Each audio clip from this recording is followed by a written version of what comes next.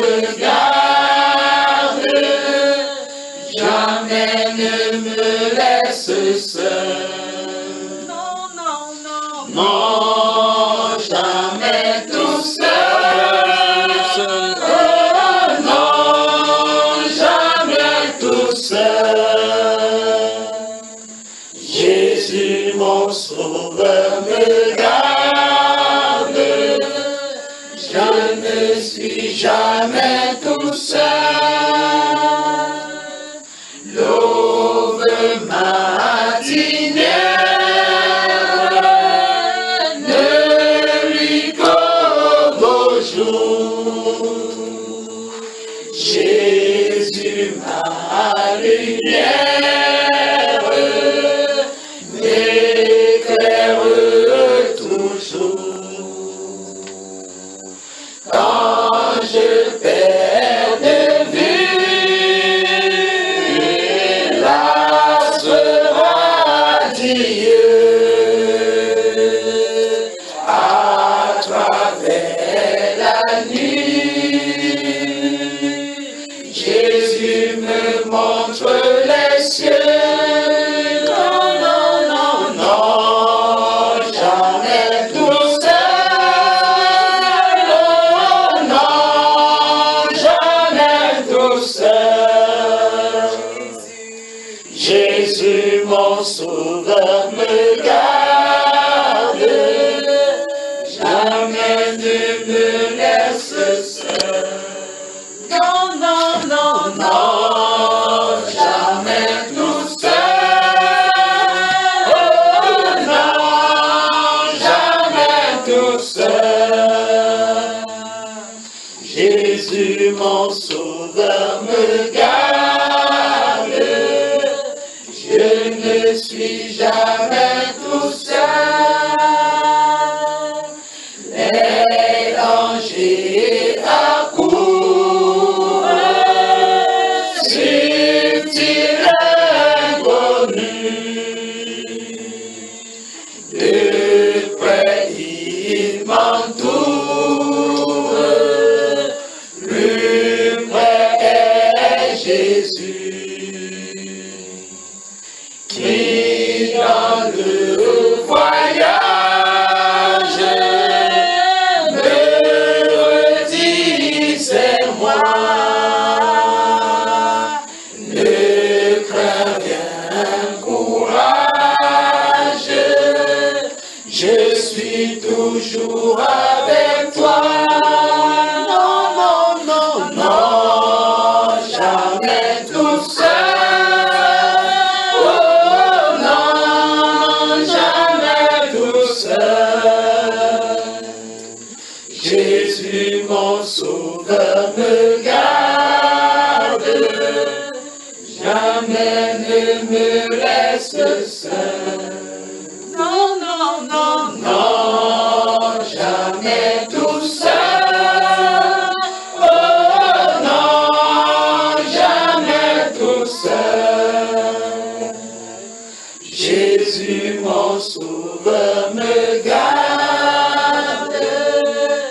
Je ne suis jamais tout seul. Baissons la tête, on va prier. Père, nous savons que dans ce voyage que tu as initié de ton propre gré depuis la fondation du monde, nous savons que nous ne sommes pas seuls. Nous savons que tu es le conducteur du véhicule qui nous transporte jusqu'à la maison et qui nous transportera. Nous savons, ô Dieu de gloire, que dans ce véhicule que tu conduis, Père, quels qu'en soient les obstacles au niveau du chemin, nous allons y arriver car c'est toi le conducteur. C'est toi le guide qui nous conduit vers la maison. Seigneur, tu as promis que les difficultés, il y en aurait, mais qu'on ait ferme foi en toi. Car tu as dit que si nous traversons les eaux, tu seras toujours avec nous et les eaux ne se mégeront point. Tu as dit qu'on traverse les feux comme Shadrach, Meshach et Abednego l'ont fait, ce feu ne nous brûlera pas. Merci pour ces feux et ces eaux dans lesquelles nous traversons jour après jour alors que nous avons cru et nous avons ancré notre vie en toi. Merci Seigneur Dieu de gloire parce que toutes ces tribulations ont pour un but seulement de nous parfaire dans la foi. Seigneur, merci parce que tu es le grand conducteur. Mais c'est parce que dans les épreuves de la vie, Seigneur, dans les tempêtes de la vie, tu nous conduis au travers pour nous conduire à bon port. Merci Père de gloire Parce que lorsque les bateaux veulent chavirer avec nous à l'intérieur, tu cries silence à nos difficultés, car tu ne permets pas que nous soyons tentés au-delà de notre force. Seigneur, merci pour ta grâce dans nos vies, merci pour ta souveraineté. Quel Dieu autre nous pouvons avoir? Tu es le Dieu Tout-Puissant, le Dieu qui nous a appelés à la louange de ta gloire, afin que nous servions au Dieu de gloire et nous participions à l'aspersion du sang précieux de notre Seigneur Jésus-Christ. Merci pour ta grâce, Seigneur. Merci pour cette souveraine grâce que tu as décidé, ô Père, de nous envoyer et d'assigner cette sainte vocation dans notre vie. Merci, Père de gloire. Donne à tous ceux d'ici et ailleurs qui ont décidé d'en découdre avec le monde et d'accepter, ô Dieu de gloire, cet appel, de répondre présent à cet appel, que quelles qu'en soient les tribulations, Seigneur, que nous ayons le regard sur toi. Quelles qu'en soient les difficultés dans lesquelles nous traversons, Père, que nous ne nous retournions jamais en arrière, mais que nous regardions et gardions le cap, car tu es le grand capitaine du bateau qui nous conduit à bon port. Que toute la gloire te revienne au nom du Seigneur Jésus-Christ. Amen. Soyez bénis, bien-aimés, soyez bénis. Saluez seulement quelqu'un à côté de toi et asseyez-toi tranquillement. Que la grâce et la paix vous soient données de la part de celui qui est, qui était et qui vient, et de la part de cet esprit qui sont devant son trône. Et de la part de Jésus-Christ, le témoin fidèle, le premier-né des morts, le prince des rois de la terre, celui qui nous a aimés et qui nous a lavé de nos péchés par son sang, et qui a fait de nous un royaume de princes et de sacrificateurs pour Dieu son Père. À lui soit la gloire au siècle des siècles. Amen. Amen. Vous allez bien, frère? Comment vous allez?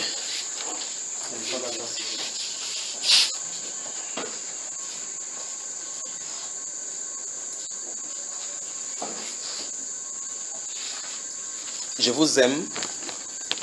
Que le Seigneur vous bénisse. Je vous aime. L'atmosphère est encore bien pour parler, mais je vais parler tout simplement un peu ce soir, d'accord? Prenons les Bibles alors, ouvrons les Bibles. On a décidé qu'il va prêcher avec la grosse Bible aujourd'hui là. Donc, si je lis ici, apparemment c'est la version Thompson. S'il y a des variations aujourd'hui, ou bien peut-être je vais vous donner des passages tout simplement pour citer ce qui se trouve là-dedans. Vérifiez aussi que votre téléphone soit éteint. Donc il y a les frères qui vous saluent chaque fois et que nous saluons ici. Ceux de la Côte d'Ivoire,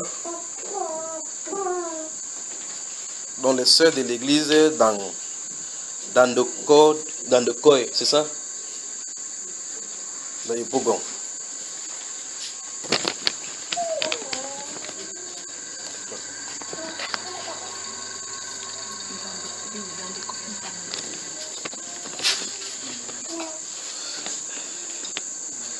Les sœurs Rachel, Chantal, Lucie, Rokia, Ruth, elles sont nombreuses. Sylvie, Alex, Eden.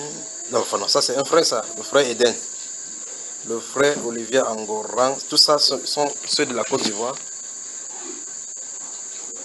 Le frère Yahou Jules. Je vais m'arrêter sur ce nom-ci. Yahou Jules. C'est quelqu'un qui a reçu le même appel que j'ai reçu. Yahou Jules. Le même appel. Yahou Jules. Donc il est en Côte d'Ivoire. Peut-être il n'est même pas au courant, peut-être il ne sait même pas ce qui se passe dans sa vie. Donc celui-ci a reçu le même appel. Le même appel que j'ai reçu.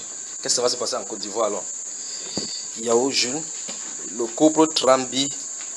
Fidèle, la sœur Diara Konaté, Mato en France, tout cela, ils vous aiment tellement et ils prient pour vous. J'espère que vous priez aussi pour eux. Je vais vous dire quelque chose ce soir avant de continuer sur cette liste-ci. Je risque de ne pas me faire comprendre sur ce qu'il veut déclarer. Mais c'est dans l'ordre des choses. Je vais vous dire quelque chose quand j'étais en prière.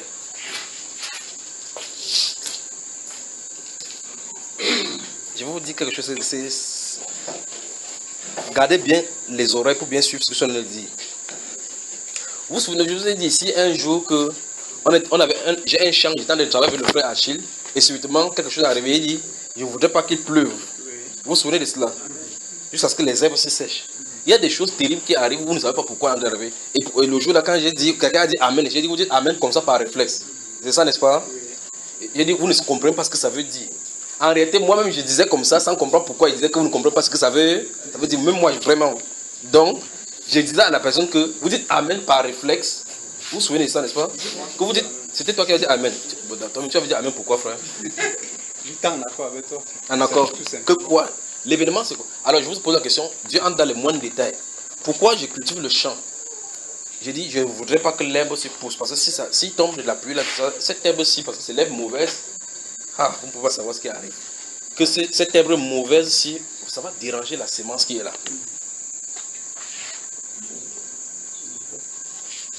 Il dit que ça se passera comme tu as demandé. Il ne tombera pas de la pluie comme tu as demandé. Alors, lorsque j'ai remarqué, observé jusqu'à ce que l'herbe soit séchée, le frère chez moi, nous étions au balcon. Je me suis tourné, j'ai tendu les mains au Seigneur. Mais si je peux maintenant faire tomber la pluie, frère, on s'est tenu, la pluie a commencé à tomber. Alors tout à l'heure, quand j'étais en prière, vous dites faites des choses, quand Dieu vous pose vous les questions, vous commencez à comprendre ce qu'il en est. Il m'a ramené dans cet événement-là. J'ai dit, je risque de ne pas me faire comprendre ce soir. Il m'a ramené en fait, dans cet événement-là. Il a dit, vous attendez quoi au juste, Dieu? Il dit, qu'est-ce qui s'est passé là-bas? Qu'est-ce qui s'est déroulé? Qu'est-ce que tu peux faire? Bon, je continue ici. Donc, la sœur Diara Konate Mato. Il y a la bien-aimée Esther de la France, Anatou Adams en Allemagne, Albertine en Allemagne également. Ils sont nombreux. Les frères Camille Mbana avec son épouse, Stéphanie en France, les frères Stéphanie en France. Vous avez suivi ce qu'il dit, frère? Vous avez suivi? C'est merveilleux. C'est que le Seigneur est arrivé. Je fais. Il y a les couples Ntamé du côté de Marie. Ils sont pleins. Hein? La soeur Yvonne d'Italie, le frère Aimé en Belgique, Sandrine Obam en France, elle est en France, et Pierre Moganza, c'est en RDC. Le frère également, de RDC, il y en a.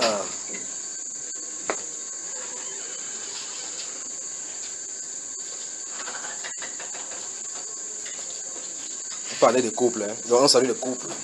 Apollinaire Ndiata du Sénégal, il y a le frère Baroyani au Canada. Le frère Priso en Norvège, le couple Ngaha au Canada, Carole, ils sont pleins. Joseph en Espagne, Linda Kingom en Espagne, à Barcelone, ainsi de suite. Donc, quelque chose, il y a une déclaration. Mais je veux que vous remarquiez quelque chose dans la Bible. Notez Luc chapitre 4, notez les livres de Luc chapitre 4, je risquerais de citer les choses qui s'y trouvent maintenant. Que l'herbe sèche ne pousse pas. Il ne faut pas qu'il pleuve sur ça avec cette herbe sèche qui dérange la culture chaque fois. Pour que ça empêche la sémence.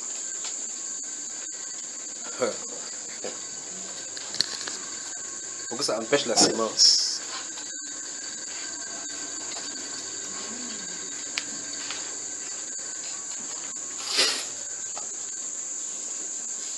Donc, Luc chapitre 4 jusqu'au chapitre 12. Donc, Luc chapitre 4, chapitre 5, 6, 7, 8, 9, 10, 11 et 12. On va parcourir quelques passages là maintenant. Si vous avez noté, je vous donne encore d'autres. Mais d'autres, vous avez dû confronter cela en lisant le livre de Jean. Jean chapitre 1.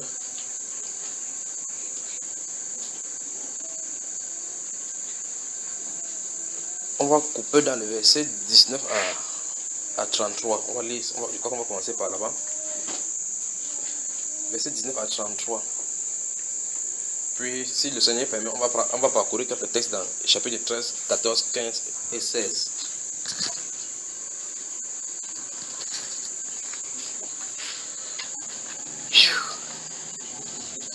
J'espère que vous m'aimez de la manière dont je vous aime maintenant. Amen. Frères, les cieux du Cameroun vont bientôt s'ouvrir. On ne va pas reconnaître les enfants du Seigneur. Amen. Les cieux du Cameroun vont bientôt s'ouvrir. On ne doit pas reconnaître les enfants du Seigneur. Regardez dans ce livre de Jean, chapitre 1, vous allez remarquer que c'est dans ces portions que je vous ai données sur le témoignage de Jean. Il ne veut pas lire cette version, c'est la version Thomson. Vérifiez donc, je vais seulement expliquer, parce que je ne vais pas conduire ce soir, je vais seulement vous donner quelques déclarations pour allumer la bougie. Et puis on va quitter la scène. remarquez qu'il s'agit du témoignage de Jean-Baptiste. On a envoyé vers lui les disciples, les pharisiens ont envoyé vers Jean-Baptiste les disciples pour lui demander s'il est le Christ, s'il est Élie, s'il est le prophète, s'il est quoi. Et quoi que les gens continuent toujours à venir là, il ferait mieux de mettre et continuer à saluer les gens. Donc, le frère Manda, Boché Manda et sa famille en RDC, nous les saluons également. Nous saluons le frère. Et quoi que quelqu'un. Papa t'a dit, tu as deux choses. Tu as réalisé pour maman Edith. Voilà, maman Edith par là-bas. Le frère Boché Manda et sa femme, sa famille en RDC. Nous savons également le frère Terba au Congo, Brazzaville. Les frères de l'Éthiopie, du Burkina Faso, ainsi de suite, du Sénégal. Les gens de Chypre. C'est plein, c'est partout seulement. Pas vrai, frère? C'est ce que le Seigneur de faire, c'est terrible. Si j'ai le travail, toi, tu n'as pas ta temps. Donc, dans ce livre des Jean, chapitre 1, le verset 19 à 33, vous allez remarquer que c'est le témoignage de Jean-Baptiste, n'est-ce pas? On a envoyé vers lui les disciples pour aller lui demander qui il est. C'est-à-dire, qui lui a donné l'autorisation de baptiser. Il vient d'où? On veut savoir d'où est-ce qu'il sort. Il a dit qu'il n'est pas lui. Il a seulement été en gros devant de lui. Mais vu qu'on s'attarde sur quelques versets là-bas, les versets 30, 31, 32, puis 33. Allons-y, mon cher. Je ne le connaissais pas, mais c'est enfin qu'il fut manifesté à Israël que je suis venu baptiser d'eau. Ah, d'accord. C'est celui dont j'ai dit, après moi vient un homme qui m'a précédé, car il était avant moi. Je ne le connaissais pas, mais c'est afin qu'il fût manifesté à Israël que je suis venu baptiser d'eau. Jean rendit ce témoignage. J'ai vu l'Esprit descendre du ciel, comme une colombe, et s'arrêter sur lui. Je ne le connaissais pas, mais celui qui m'a envoyé baptiser d'eau, celui-là m'a dit, celui sur qui tu verras l'Esprit descendre et s'arrêter, c'est celui qui baptise du Saint-Esprit. C'est merveilleux. Voilà, c'est le témoignage de Jean-Baptiste. Il dit, quand il a reçu la commission et que le Seigneur lui a dit d'aller baptiser, il a dit que parmi les gens, quand ils seront au milieu de toi, voici le ciel va s'ouvrir, tu vas voir quelque chose de disant sur lui. Quand ces signes auront leur accomplissement, sache que c'est lui qui baptise. Vous voyez qu'on ne peut pas blaguer avec le nom de Jésus, que vous vous en sortez. Que sache que celui-là, sur qui tu vas voir le ciel descendre, le ciel s'ouvrir et que l'Esprit descende, c'est lui qui baptise du Saint-Esprit. Vous entendez ça, frère? Donc on ne peut pas faire le Seigneur Jésus. C'est lui qui est censé baptiser du Saint-Esprit. Jean-Baptiste dit que c'est lui qui baptise du Saint-Esprit. Vérifiez cela encore. Regardez encore ce verset. Que c'est lui, c'est Dieu qui témoigne que c'est Jésus qui baptise du Saint-Esprit. Alors, dans ce livre, quand vous allez voir la progression, le Seigneur Jésus va déployer sa mission. Dans Jean au chapitre 6, Judas va signer un gangan qui ne doit pas quitter le milieu. Jésus va utiliser des stratagèmes jusqu'à l'éloigner. Quand vous allez arriver au chapitre 13 de Jean, lorsque le Saint-Esprit vient sur quelqu'un, pour tabernacler en quelqu'un, c'est le signe que plus jamais tu ne passeras pas par le jugement. N'est-ce pas, frère? Ça montre que tu as déjà été jugé. N'est-ce pas, frère? Et que tu as été jugé non coupable. N'est-ce pas, frère? Ok. Ça montre donc que le jugement, ton jugement à toi est totalement tombé sur Christ Jésus. N'est-ce pas, frère? Amen. Alors donc tu ne peux pas être condamné. C'est ça? Amen. Alors maintenant, regardez très attentivement qu'au chapitre 1, Jean-Baptiste dit que c'est le Seigneur qui baptise du Saint-Esprit. Pas vrai? J'ai dit, dans la progression, c'est le Seigneur qui choisit ses disciples. Il choisit même, y compris Judas Iscariote qui devait le livrer. N'est-ce pas? Amen. Au chapitre 6, il dit, n'est-ce pas moi qui vous ai choisi, vous les 12? Cependant, l'un de vous est un démon. Lorsqu'il a dit ça, après avoir dit, vous aussi, vous ne partez pas. Quelqu'un a dit à qui d'autre iront nous? Alors, quand il dit à qui d'autres iront nous, il a pris le parti des disciples. Pierre, a pris le parti des disciples. Il parle au nom des disciples. Parce que le Seigneur Jésus dit que vous, si vous ne partez pas, il dit que nous allons aller où? Quand il dit non, il a inclus Pierre. Comment il s'appelle? Judas Iscariote. C'est ça, frère. Il dit, l'apôtre Pierre n'a pas dit que à qui d'autre irais-je. Il a dit, à qui d'autre? Quand tu as la parole de la vie éternelle, n'est-ce pas, frère? Il a couvert Judas. Mais c'est le Seigneur qui connaît ce qui lui appartient. Pour l'apôtre Pierre, tous étaient du Seigneur Jésus. Mais c'est lui, Jean-Baptiste a dit, c'est même Jean-Baptiste, lisez au chapitre 3 de Matthieu, il avait prophétisé que c'est celui-là, quand il va venir, il nettoyera son air. Il va amasser le blé dans le grenier et il va jeter les gerbes, les livrets, la paille dans un feu qui ne s'éteint point. N'est-ce pas, frère? Donc c'est lui qui nettoie, c'est lui qui fait la sélection. Souvenez-vous de 2 Timothée 2, 19 et 20. Le Seigneur a ces paroles qui lui servent de sceau. Le Seigneur connaît ce qui lui appartient. Quiconque prononce son nom, qu'il soit là un délit d'iniquité. Alors ce que je me dis, c'est ceci. Judas a été couvert par l'apôtre Pierre, par sa déclaration. Il a dit, nous allons aller où? Oh, Judas n'est pas censé être là-bas. Alors le Seigneur va continuer jusqu'au chapitre 13. Jusqu'au niveau de ceux qui...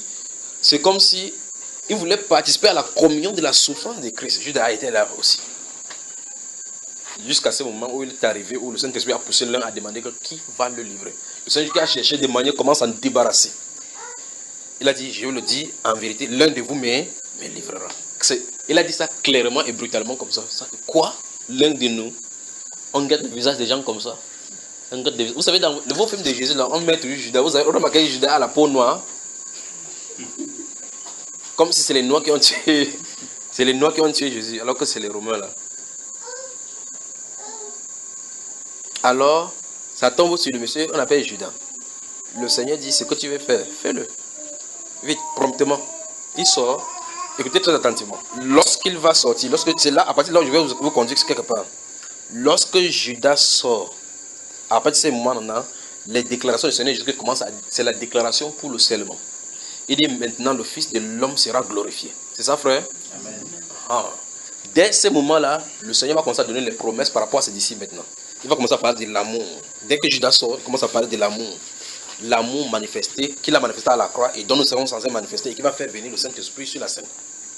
À partir de cet instant-là, il va commencer à parler de consolateur. Donc tant qu'il y a un intrus, pas de consolateur. On ne peut pas faire autrement. Qu'est-ce que le Seigneur Jésus va faire? Il va nettoyer son nez. Il va nettoyer son nez.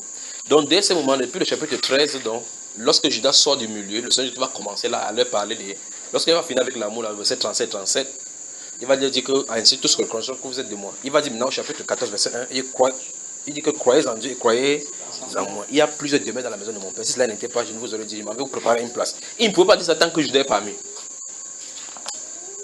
Ouais, ça, frère. Voilà. Il va commencer à le dire maintenant par rapport au consolateur. Vous êtes prêts, frère? Est-ce que c'est normal que les herbes, on débouche le champ, les herbes poussent avec la semence? Il nettoiera son nez. C'est terrible, seulement. C'est terrible. Donc il a dit que comme tu as déclaré pour la pluie. Donc lisons alors Jean chapitre 16.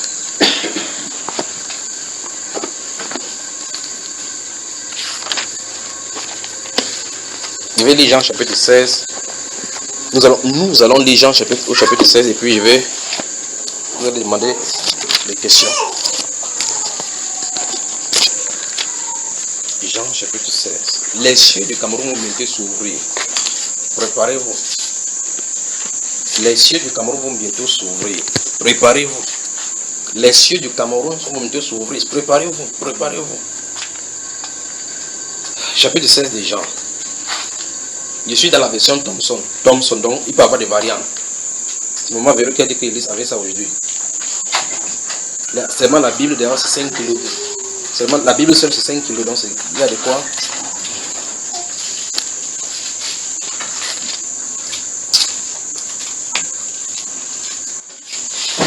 Je vous ai parlé ainsi pour que vous ne soyez pas scandalisés. Verset 1. Verset 2. Ils vous excluront des synagogues. Et même, l'heure vient ou quiconque vous fera mourir pensera offrir un culte à Dieu. Et ils feront cela parce qu'ils n'ont connu ni le Père ni moi. Je vous ai parlé ainsi pour que l'heure venue, pour vous souvenir que je vous l'ai dit. Je ne vous l'ai pas dit dès le commencement parce que j'étais avec vous. Maintenant, je m'en vais vers celui qui m'a envoyé. Et nul de vous ne me demande où vas-tu. Mais parce que je vous ai parlé ainsi, la tristesse a rempli votre cœur. Cependant, je vous dis la vérité, il est avantageux pour vous que je parle. Car si je ne parle pas, le consolateur ne viendra pas vers vous. Mais si je m'en vais, je vous l'enverrai. Waouh! Mais si je m'en vais, de toute façon, nous ne nous retrouvons plus devant le Seigneur Jésus, n'est-ce pas? Nous nous trouvons dans l'optique où il va plutôt revenir cette fois-ci, encore même chercher. Il dit que s'il va, il l'a envoyé. Il est parti, frère. Bon, donc nous sommes au chapitre 14, il avait dit que quand il va partir, il va revenir chercher les chrétiens afin que là où il est, nous y soyons aussi, n'est-ce pas? Amen. Donc cela n'est pas encore réalisé. Donc on dit qu'il est dans l'intervalle il est parti, n'est-ce pas? Amen. Donc il est censé l'envoyer. Amen. Donc il est censé envoyer le consolateur. Il dit, mais si je m'en vais, je vous l'enverrai. Vous vous souvenez des Jean chapitre 1, le verset 30 à 33, là tout à l'heure, que Jean-Baptiste a témoigné de lui que c'était lui qui baptisait du Saint. Vous allez voir cela dans Jean. Il va dire que quand il va partir, il va prier le Père. Le Père va vous donner le consolateur. Vous parlez du Père qui va donner le consolateur. C'est lui-même qui donne. C'est Jésus.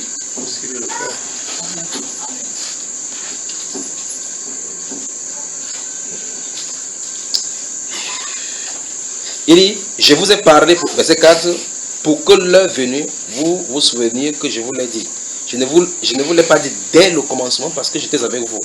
Maintenant, je m'en vais vers celui qui m'a envoyé. Et nul de vous ne me demande où vas-tu. Mais parce que je vous ai parlé ainsi, la tristesse a rempli votre cœur. Cependant, je vous dis la vérité, il est avantageux pour vous que je parle. Car si je ne parle pas, le consolateur ne viendra pas vers vous. Mais si je m'en vais, je vous l'enverrai. Le Seigneur est parti, frère. Amen. Il doit l'envoyer. Il doit l'envoyer.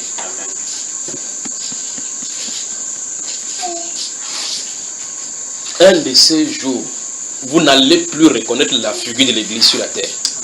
Un de ces jours, vous n'allez plus remarquer même votre propre vie. Alors, frère, ça sera sans dessus, sans dessous. Vos valeurs vont mourir. Même maintenant, les choses que vous dites que non, je suis moi à moi, mais vous restez seulement quand on est ici au milieu.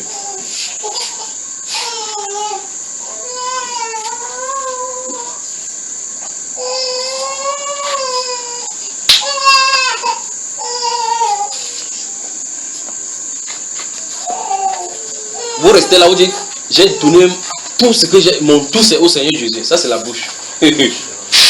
Le moment arrive où il entre dans la scène, il dispose des choses comme il veut. Sans que tu ne saches comment ni comment il a abouti avec cela. Le bouleversement est d'arriver. Le bouleversement est en train.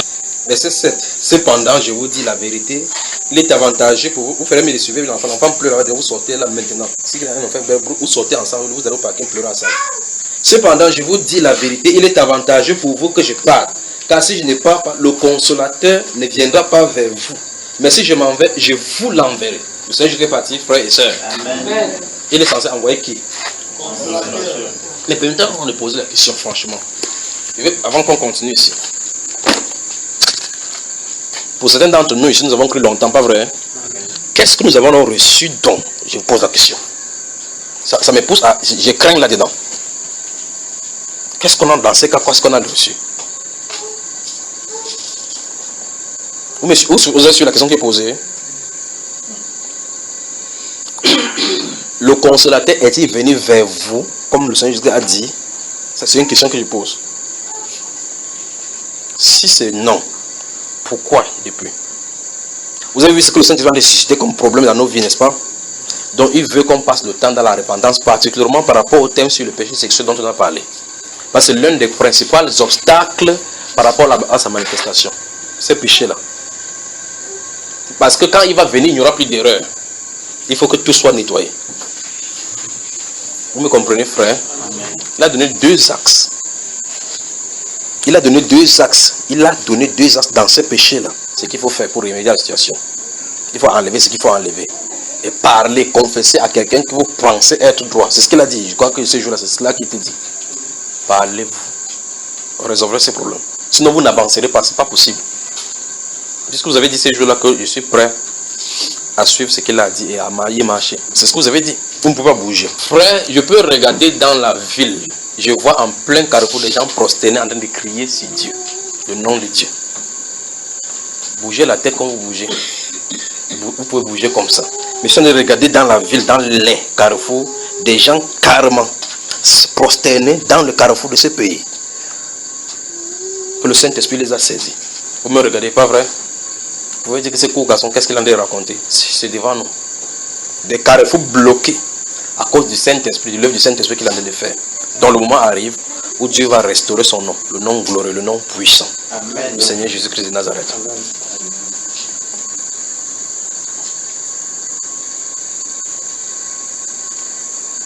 Préparons-nous seulement. Préparons-nous. Il dit dans ce verset 7 que si il vous est avantageux que je m'en vais, car si je ne vais pas, le Saint-Esprit ne viendra pas, le Consolateur ne viendra pas, mais si je m'en vais, je vous l'enverrai.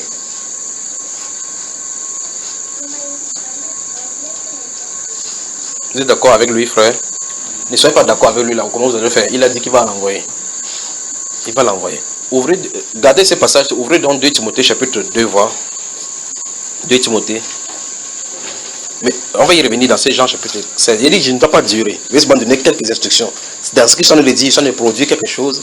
Ils sont de répéter. Ils sont de répéter quelqu'un.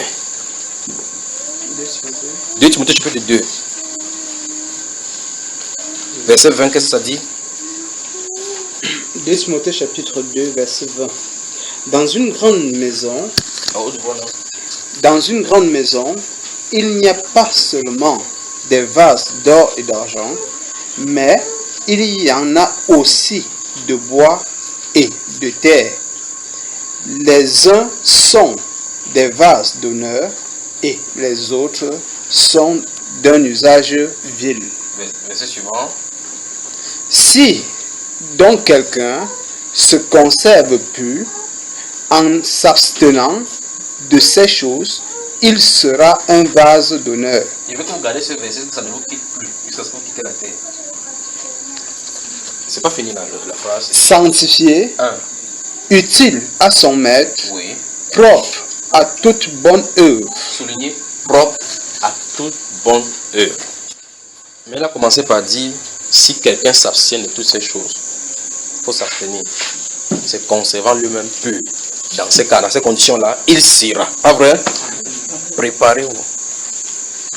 Préparez-vous. Préparons-nous.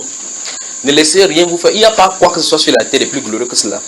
Pour ceux qui cherchent le travail, pour ceux qui cherchent telle chose, nous savons de manière indélébile que la chose qui contrôle tout ce que vous avez comme problème, c'est l'esprit, pas vrai? Alors, si vous avez par exemple un directeur qui a bloqué votre dossier quelque part, vous savez très bien qu'en touchant le ministre va lui donner les ordres, il ne fera que suivre. Si vous pouvez créer la relation avec le ministre, ça ne sert à rien d'aller se bloquer avec celui-ci, pas vrai? Toucher le ministre va lui donner les ordres. Nous avons un grand capitaine, le consolateur. Avec lui, il n'y a rien qui vous fera obstacle. Remarquez donc dans ce livre des gens, de Luc chapitre 4 que je vous ai donné tout à l'heure, je vous ai dit que ça va y revenir. Dans ce livre de Luc chapitre 4, lorsque le Seigneur a été baptisé, il fut poussé par l'Esprit dans le désert pour jeûner, n'est-ce pas? Quand il est allé là-bas, le tentateur est venu. Avec le Saint-Esprit, il ne pouvait rien faire contre lui. Remarquez qu'il n'a pas gêné pour aller avoir le Saint-Esprit. Il avait été revêtu du Saint-Esprit. Là, on dit qu'il a été poussé par cet Saint-Esprit, par cet Esprit-là dans le désert pour être tenté. Vous suivez, n'est-ce pas?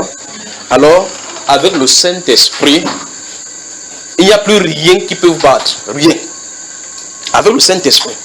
Alors, dans ce cas, le verset qui dit que car celui qui est en vous est plus grand que celui qui est dans le monde va trouver son plein accomplissement et son vrai sens. Il ne s'agit pas de réciter seulement. Il s'agit que celui qui est plus grand que celui qui est dans le monde soit en vous. Admettons, laissons le tabernacle à nous. Quand il tabernacle, on a beaucoup d'avantages. Que maintenant, il intercède pour nous. Maintenant, nous sommes scellés pour l'éternité.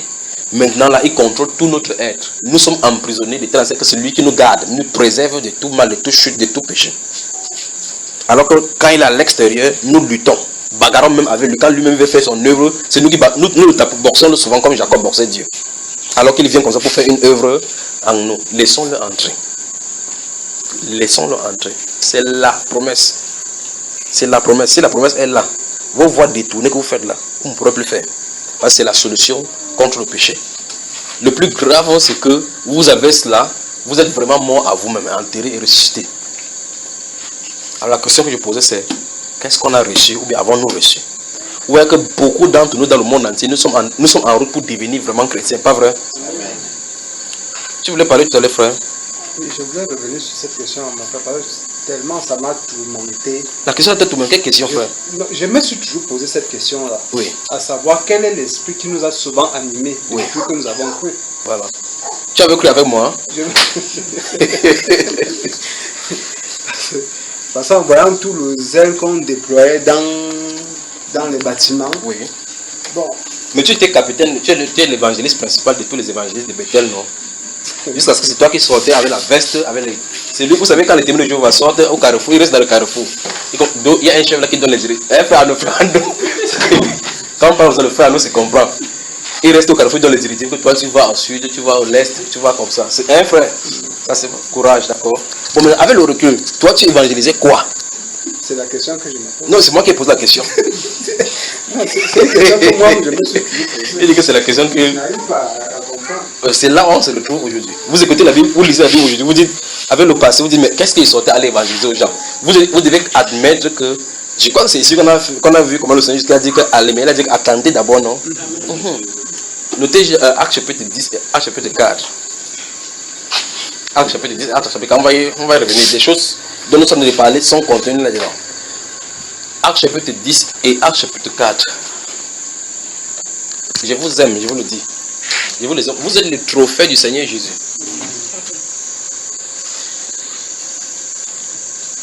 Puis-je me permettre de dire qu'il y a encore un peuple nombreux à être ajouté. Amen.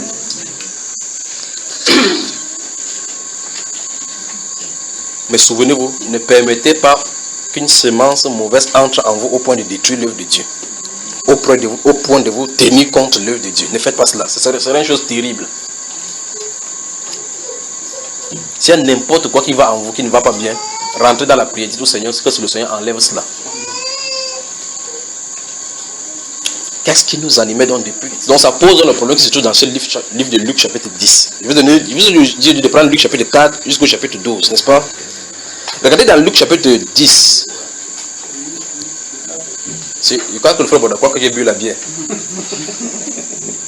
Je vous ai demandé de prendre Luc chapitre 4, Acte chapitre 4 et Acte chapitre 10. Laissez cela, mais avant, je vous ai dit ici de prendre Luc depuis chapitre 4 jusqu'au chapitre...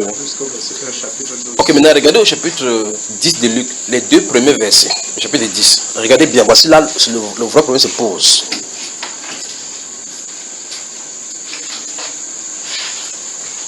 Au départ, là, vous avez noté aussi Jean chapitre 14 jusqu'au chapitre 16. Ok, c'est bon, c'est bon. Maintenant,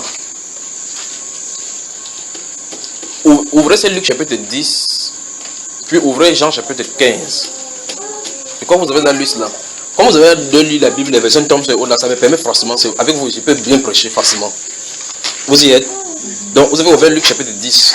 Nous allons lire les deux premiers versets. Maintenant, nous allons ouvrir aussi Jean chapitre 15. Lorsqu'on finit, on va y arriver. Attendez, tu peux lire. Toujours. Lisons versets 1 et 2 de Luc. Après cela, le Seigneur désigna encore 70 autres disciples. Oui.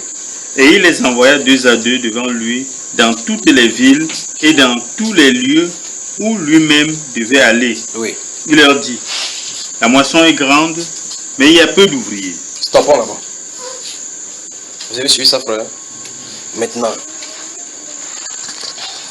Il dit la moisson. C'est le Seigneur qu'est-ce qu'il dit?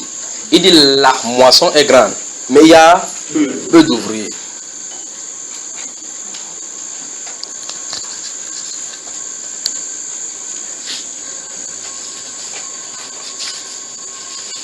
Pas que le Seigneur ait de chercher les gens qui vont envoyer son ouvrier à sa moisson, il ne voit pas. C'est-à-dire que la tâche qu'il y a à faire, c'est peu de personnes qui sont censées faire. Mais c'est une grande tâche. C'est robuste. Il dit, la moisson est grande. Il y a peu d'ouvriers. Puis il dit quoi? Priez dans le maître de la...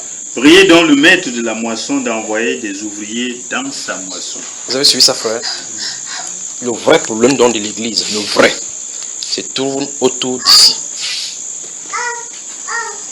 Maintenant, comme vous avez lu cela, on a dit c'est à l'esprit, on va lire maintenant. Ouvrez Jean chapitre 15.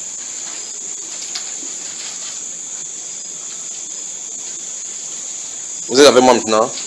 Lis le verset 16, voilà. Verset 16.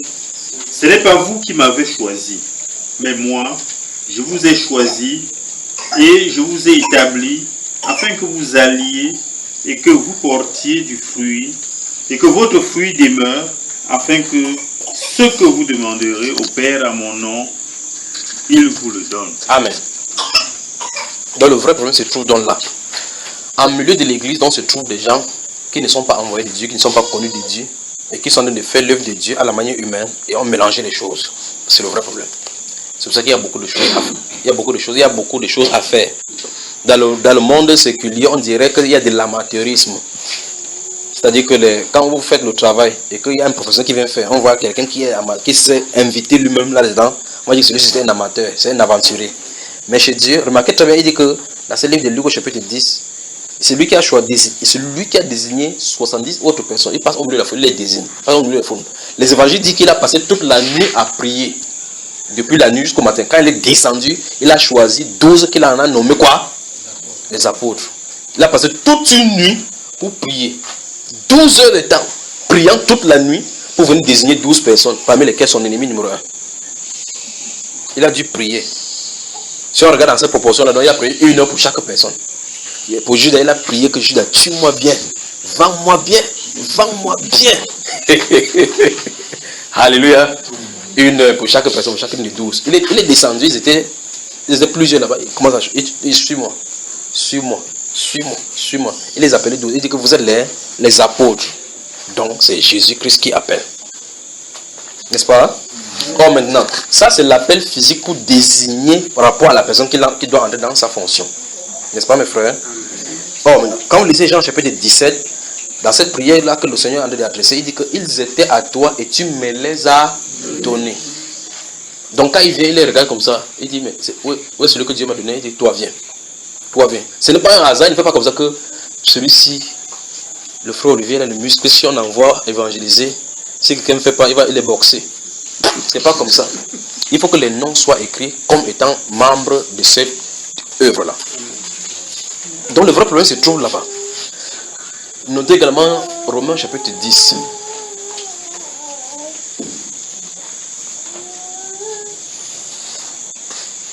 On note Romains chapitre 10, versets 14, 15 et 16. Vous avez noté?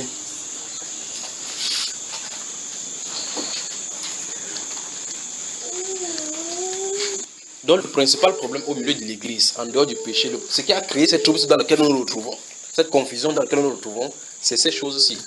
Les gens ont eu tellement, je ne sais pas comment ils vont qualifier ça, je ne sais pas s'ils ont tellement eu soif de Dieu ou bien ils ont voulu faire l'œuvre de Dieu, mais ils savent que c'est le diable qui est derrière.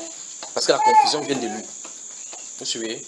Ils ont eu tellement besoin de faire des choses que quelqu'un s'est levé lui-même comme si on croit peut-être que cet office-ci, c'est quelque chose où chacun peut se lever, dire n'importe quoi. Même si tu te lèves pour dire n'importe quoi, même si c'est vrai, si tu n'as pas été appelé, tu as d'abord tout faux dès le départ. Parce que le Seigneur nous dit ici que prier dans ce que nous avons à faire, ce que nous avons à faire, c'est ce que nous allons faire ce soir, c'est de prier le maître de la moisson d'envoyer des moissonneurs, des serviteurs à sa moisson. C'est ce que nous devons faire. Que le Seigneur envoie les pasteurs, les prophètes, les apôtres qui sont de lui. Vous allez voir un apôtre, celui que quelqu'un se dit aujourd'hui apôtre. Après une autre année qu'il eût été pasteur. Après une autre année qu'il eût été peut-être musicien. Il progresse comme ça. Même quand il est devenu apôtre, il continue à vendre sa musique là pour prendre les droits d'auteur de cela. Il renie ce que l'apôtre Paul a dit. Le premier apôtre que Dieu lui a donné, le mystère de l'église, la colonne qu'il a donné. Il dit qu'il est apôtre aujourd'hui, mais il rejette ce que l'apôtre Paul a dit. Jusqu'à ce qu'il peut écrire son livre aussi aujourd'hui, il vend L'apôtre Paul, lui, là, sa révélation, il a donné gratuitement. Pas vrai? Celui-ci vend sa part aujourd'hui en disant, en expliquant et en enregistrant même ce que l'apôtre Paul a dit. Les faux apôtres en milieu chrétien prêchant au nom de Jésus. C'est ça qui a conduit ces choses-ci. Et Dieu ne peut pas confirmer un faux ministère. Dieu ne peut pas confirmer. Parce que ce n'est pas sa règle à lui. Un autre esprit doit devoir confirmer. Parce qu'il a dit, si vous supportez bien quand quelqu'un vient vous annoncer un autre évangile, un autre Jésus, ainsi de suite. Vous avez dit en 2 Corinthiens 11, n'est-ce pas?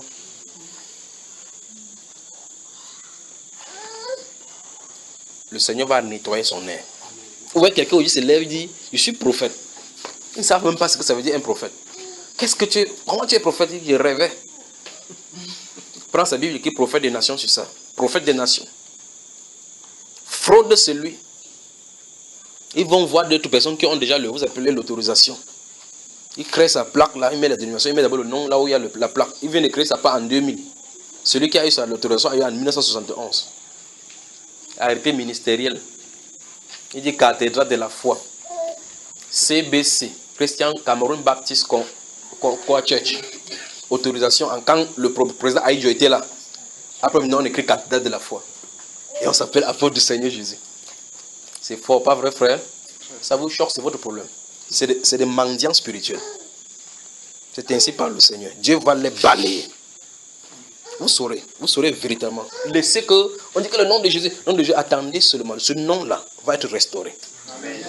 Souvenez-vous attentivement, ce nom dit, les gens vont prononcer le nom de Jésus que ce soit en pleine séance de culte, de tomber, mourir. Il dit le nom, j'ai dit ce nom-là. Quand ça va comme ça, boum, vous allez voir les pasteurs vont rentrer au champ. Ils ne savent pas quel Dieu ils sont en train de servir.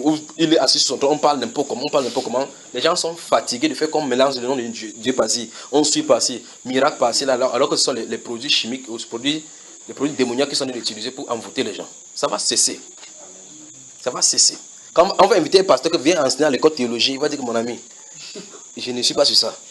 Vous allez entendre.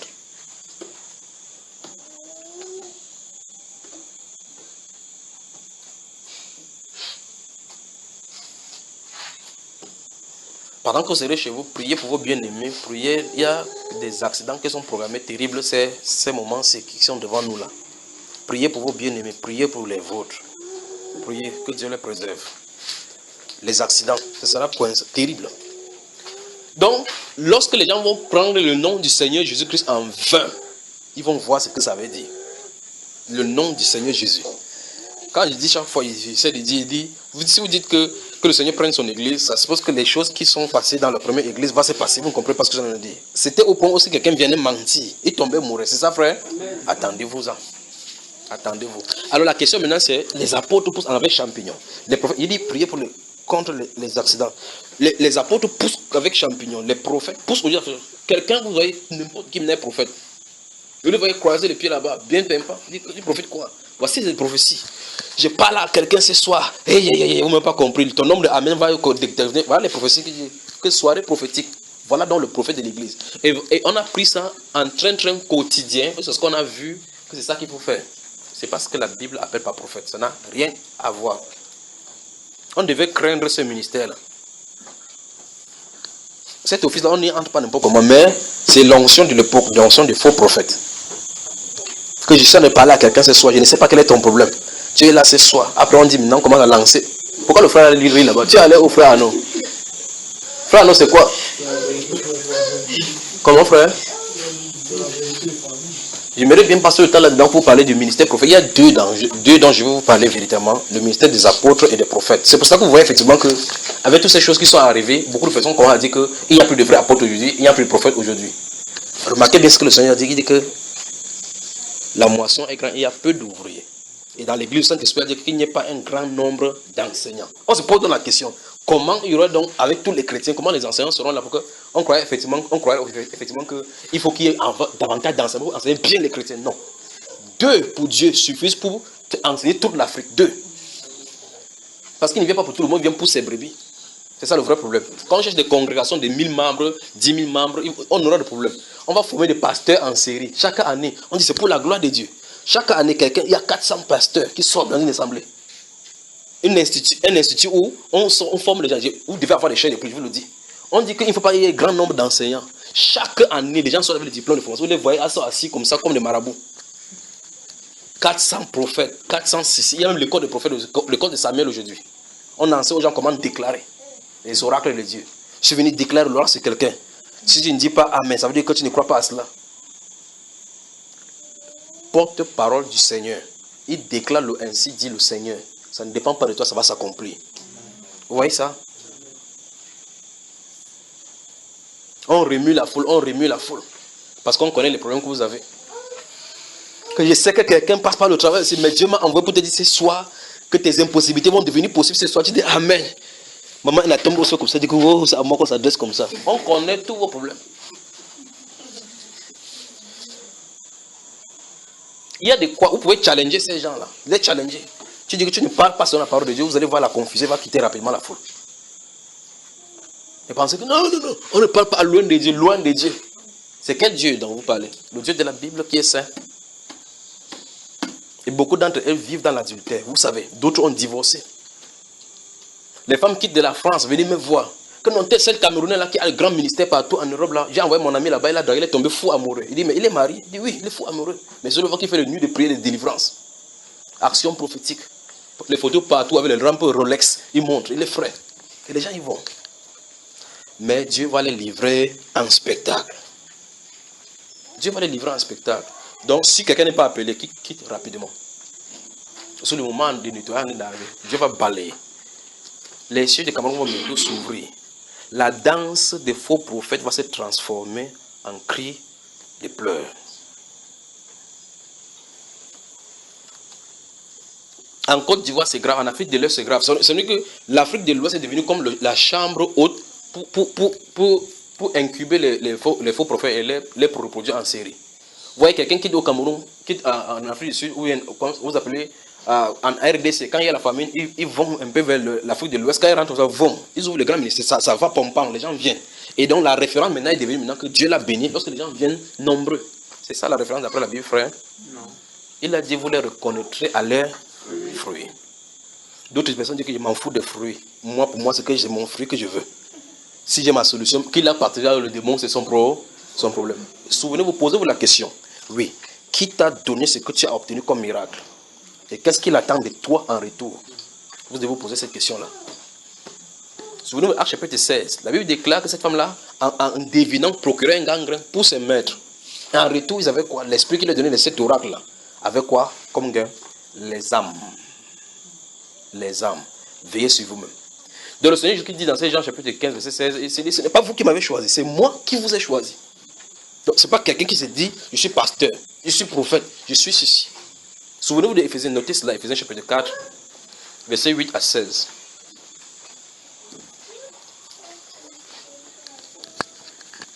Éphésiens, le chapitre 4, le verset 8 à 16. On dit là-bas que celui qui est descendu, c'est le même qui est monté. Et comme il est monté, il a fait les dons aux hommes. C'est ça, frère? Il a fait les dons aux hommes. Dans le don homme, dans le corps, il a dessiné les gens comme dons. Les uns comme apôtres, les autres comme prophètes. C'est pour ça que vous allez voir, les gens, ils peuvent consacrer les femmes pasteurs sans s'en rendre compte, parce que c'est l'esprit qui les a embrouillés. La parole de Dieu est immuable. La façon que c'est conçu pour que, quand vous y venez, que vous n'avez pas été invité, vous ayez des bosses et des fautes et des problèmes. Si vous êtes dans le corps, vous saurez exactement, si vous avez été appelé par lui, vous saurez exactement ce qu'il faut faire, comment il faut faire. Il dit, priez le maître de la moisson d'envoyer des ouvriers à sa moisson. Lui, il doit envoyer. Mais aujourd'hui, quelqu'un dit que Dieu m'a donné la vision de former 4000 pasteurs. 4000 pasteurs. 4000 pasteurs. 4000 fous, vous voulez dire. Vous savez, ma Véro dit que il ne faut pas dire fou. Il dit quoi? Pourquoi il ne faut pas fou? Il dit parce que moi, j'étais dans le centre de formation de fou là. Donc, maman Véro est allée un temps là prendre un peu de folie. On comprend quand on tourne, Dieu les envoie où? Chez Chapdan. Que nettoie. Il y a des gens qui ont eu le diplôme avec les touches. Jusqu'à licencier même. Gloire à Dieu vraiment. Merci pour la folie de ces milieux. Pourquoi ne pas laisser? Et ce qui est là, c'est que si les gens se posent bien la question, même il y a des gens qui disent même que Dieu m'a appelé, même m'a envoyé là-bas. Vous savez, frère, même à les antennes de la radio, même quand il dit, c'est que c'est faux quand même. Parce que ce n'est pas la règle du Seigneur. C'est pas ça. Il ne peut pas t'envoyer dans la folie. Il ne peut pas t'envoyer dans la folie. Vous entendez la voix de Dieu. La voix de Dieu vient à vous pour vous appeler, pour vous mettre en service. Avant cela, quand il vient, il vous appelle, vous êtes déjà formé. C'est ça qui est clair. Remarquez tous ceux de la Bible. Remarquez-les seulement. Quand il vient, il parle. Lève-toi, Abraham. Va. Il est déjà formé. Il peut maintenant entrer dans le ministère. Regardez. Saul, pourquoi me persécutes-tu? Saul est déjà formé, frère. Il est déjà formé. Simon, jette ton filet de l'autre côté. Jette. Hey, c'est qui ça? Quand il tire, dans Luc chapitre 5. Quand il finit, quand il tire, il dit, mais celui-ci n'est pas normal. Il dit, éloigne-toi, moi je suis un pécheur. Il dit, non, la formation est terminée. Il te ferait des hommes pécheurs. Donc quand il a pris, lui a dit, maintenant qu'on commence à aller faire les choses. Là, la formation était terminée. Il savait effectivement ce que veut dire lancer le filet tard dans la nuit, chercher le poisson sous l'eau. Terminé. Lorsqu'il dit, lève-toi sur moi, c'est terminé. Quelqu'un dit aujourd'hui qu'il a entendu la voix de Dieu. La voix de Dieu dit que va te faire former. C'est terrible. Terrible. Que c'est Dieu qui lui a dit. Parce que Satan sait maintenant que, effectivement, s'il dit maintenant que va plutôt chez le marabout pour recevoir la consécration, tu vas refuser. Donc, il a fait une formation de fou de l'autre côté. Quand tu vas là-bas, il t'embête bien avec la folie. Tu vas, tu sors, tu deviens plus fou que celui qui a formé là-bas. Il sort là-bas, il sort pasteur, il dit pasteur. 2 jours, 2 ans, il crée 2 églises, il devient apôtre. Grave encore maintenant, c'est même il y a d'autres qui invitent les bishops. Comme bishop, c'est une terminologie qui est trop grande. C'est un bishop, il vient des États-Unis, on dit bishop. Il ne sait pas que bishop, ça veut dire en français ancien. Donc c'est le bishop qui est venu le consacrer apôtre. Et ce sont les apôtres qui consacrent les bishops. C'est terrible seulement. C'est terrible. On fait une cérémonie pompante, les fidèles donnent de l'argent. On fait pour la cérémonie, pour la séance.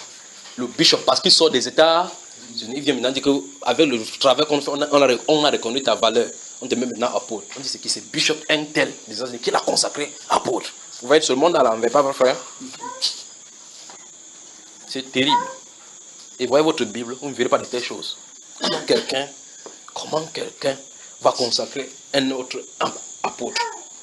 Comment un être humain va dire à quelqu'un que tu es apôtre? Comment?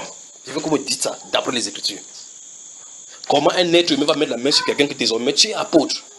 Comment un être humain va mettre la main sur quelqu'un que désormais tu es prophète? Vous avez dit, même dans l'Ancien Testament, que désormais tu es prophète, frère? C'est la sorcellerie seulement.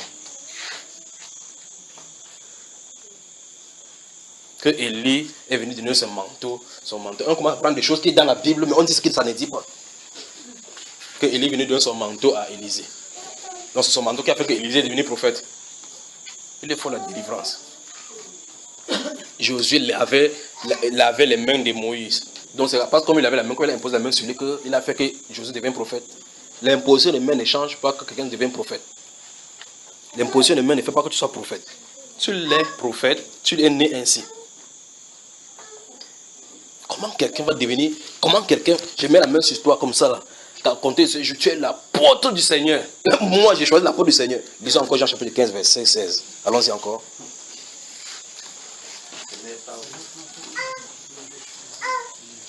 Allons-y. Ce n'est pas vous qui m'avez choisi, mais moi, je vous ai choisi et je vous ai établi afin que vous alliez et que vous portiez du fruit et que votre fruit demeure, afin que ce que vous me demanderez au Père en mon nom, il vous le donne. Voilà. Qui choisit? Qui établit? Qui envoie? Qu'est-ce qui ne va pas chez les hommes alors maintenant? Et les cérémonies de sortie, il y a même les fleurs maintenant, comme les gens, les gens de droit, quand ils font leur cérémonie de sortie, ils vont leur donner ils ont les touches là, avec les diplômes de formation. D'autres ont imité les catholiques, ils ont les croix avec les cannes, et les tiers. On va donner des formations, les familles viennent s'asseoir là-bas, on fait une photo de famille, c'est pour les mariés maintenant. Maintenant, membres de famille, amis proches, collègues de travail. Collègues de travail, c'est les collègues pasteurs. Les grands bishops s'assoient entre eux. Ils se filment, après ils viennent à la maison, vous voyez les photos de folie à la maison, les photos de folie pour montrer comment il manifeste la folie. Pour lui, c'est la gloire. Ça montre exactement quel bout il y a. Il y a un autre avec qui on était à la radio. Regardez même le nom. Le nom dit que ça ne va pas. Et là, écoutez, je suis allé chez lui, j'ai mis les enseignements dans la radio. J'étais avec mon épouse chez lui.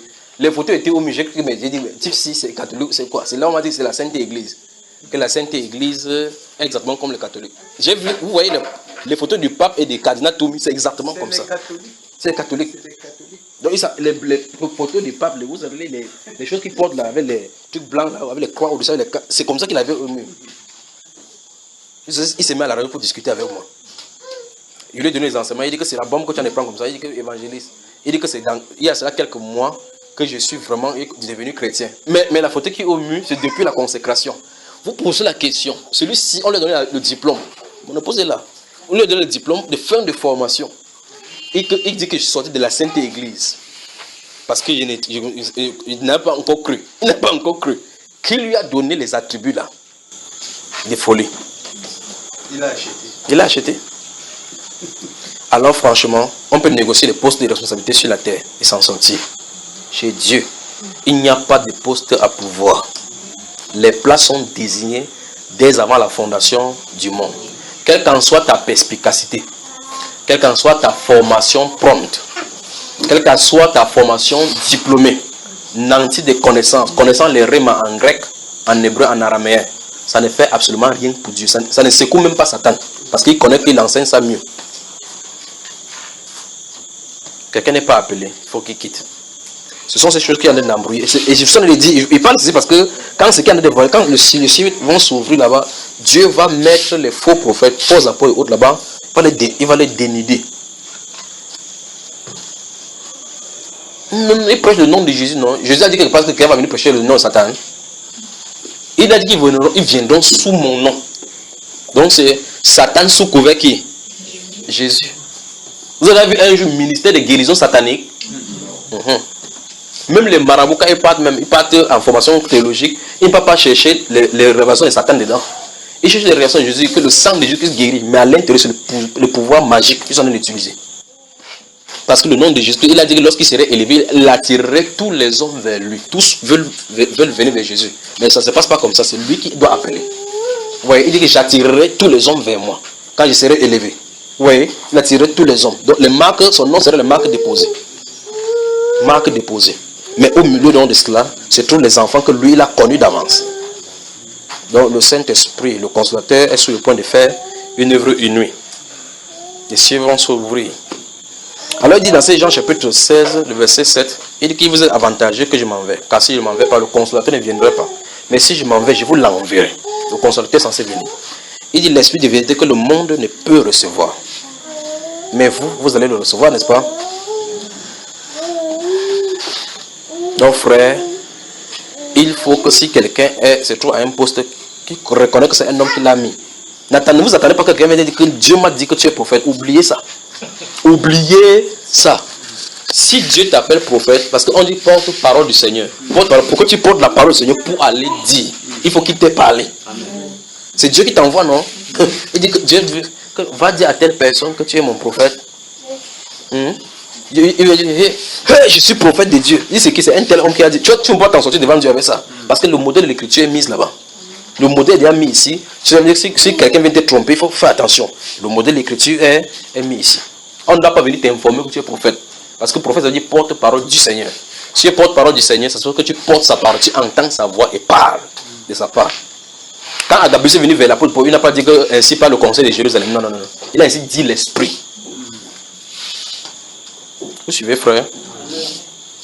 Quelqu'un est apôtre. Il dit, comment tu es devenu apôtre? Il dit que les pères ont vu le travail, les pères de l'église ont vu le travail que j'ai fait, ils ont reconnu l'œuvre apostolique dans ma vie. Donc les hommes reconnaissent maintenant que tu es apôtre. Non, tu es bon pour être apôtre. Ok, dans ce cas, c'est le titre de fonction humaine. Les apôtres, le Seigneur Jésus dit que c'est lui qui les appelle, qui les établit, qui les envoie afin qu'ils portent des fruits. Et le fruit là, c'est pas pour eux. Parce que les fruits, le ministère, ça ne veut pas dire que maintenant que je n'ai pas de voiture, maintenant j'ai la voiture. Je n'ai pas de maison, maintenant j'ai les maisons. Maintenant je n'ai pas de bureau, j'ai un grand bureau climatisé. Que c'est le fruit. C'est pas ça dont il est question. C'est pas ça dont il est question, que nos ministères prospèrent. Si c'est comme ça, c'est que pour le catholique c'est grave, parce que chez eux c'est les marbres. C'est que Dieu avait eux garde. Donc le signe extérieur de la réussite n'est pas un signe pour montrer que le Saint-Esprit a authentifié ton ministère. Ça n'a rien à voir. Vous savez, n'est-ce pas? Jean-Baptiste a entendu une voix claire qui lui a dit, celui sur qui tu verras. Donc il y a un signe pour le ministère qui a été envoyé. Quand il a vu, il a authentifié que le voici. C'est celui dont loi qui baptise du Saint-Esprit. Il a distingué le Seigneur Jésus-Christ parmi une multitude et identifié que c'était lui le Messie. C'est vrai, frère? Alors maintenant, les voix des différents prophètes que nous avons, ça nous conduit à qui? Si nous avons passé par des ministères prophétiques et autres là-bas, on a fait des déclarations prophétiques sur nous. J'envoie le feu maintenant. Il y a l'autre là qu'on appelle maintenant, il est le bombardier maintenant.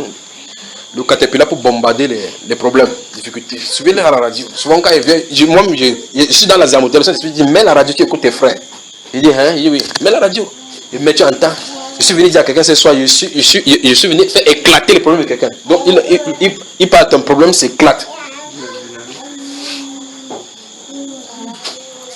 Faisons attention avec Dieu. Il n'y a pas d'imposture de même pour faire fuir les souffrances. On en a vu ça ici, mais pas vrai. Restons sous la puissante main de Dieu. Croyons Dieu et laissons-le faire. Si vous avez grandi avec des problèmes, des difficultés, vous n'êtes pas mort maintenant là. Vous savez que toute votre vie a été tout au long de la difficulté, pas vrai? Observez seulement vos genoux, vous allez voir combien ça a subi les difficultés. Observez seulement quand vous étiez petit. Observez vos orteils alors que vous jouez au ballon pour les uns. Observez combien de fois vous avez demandé à vos parents les renseignements, combien de bosses vous avez eu sur votre tête quand vous êtes tombé. Cette difficulté, ça vous a tué.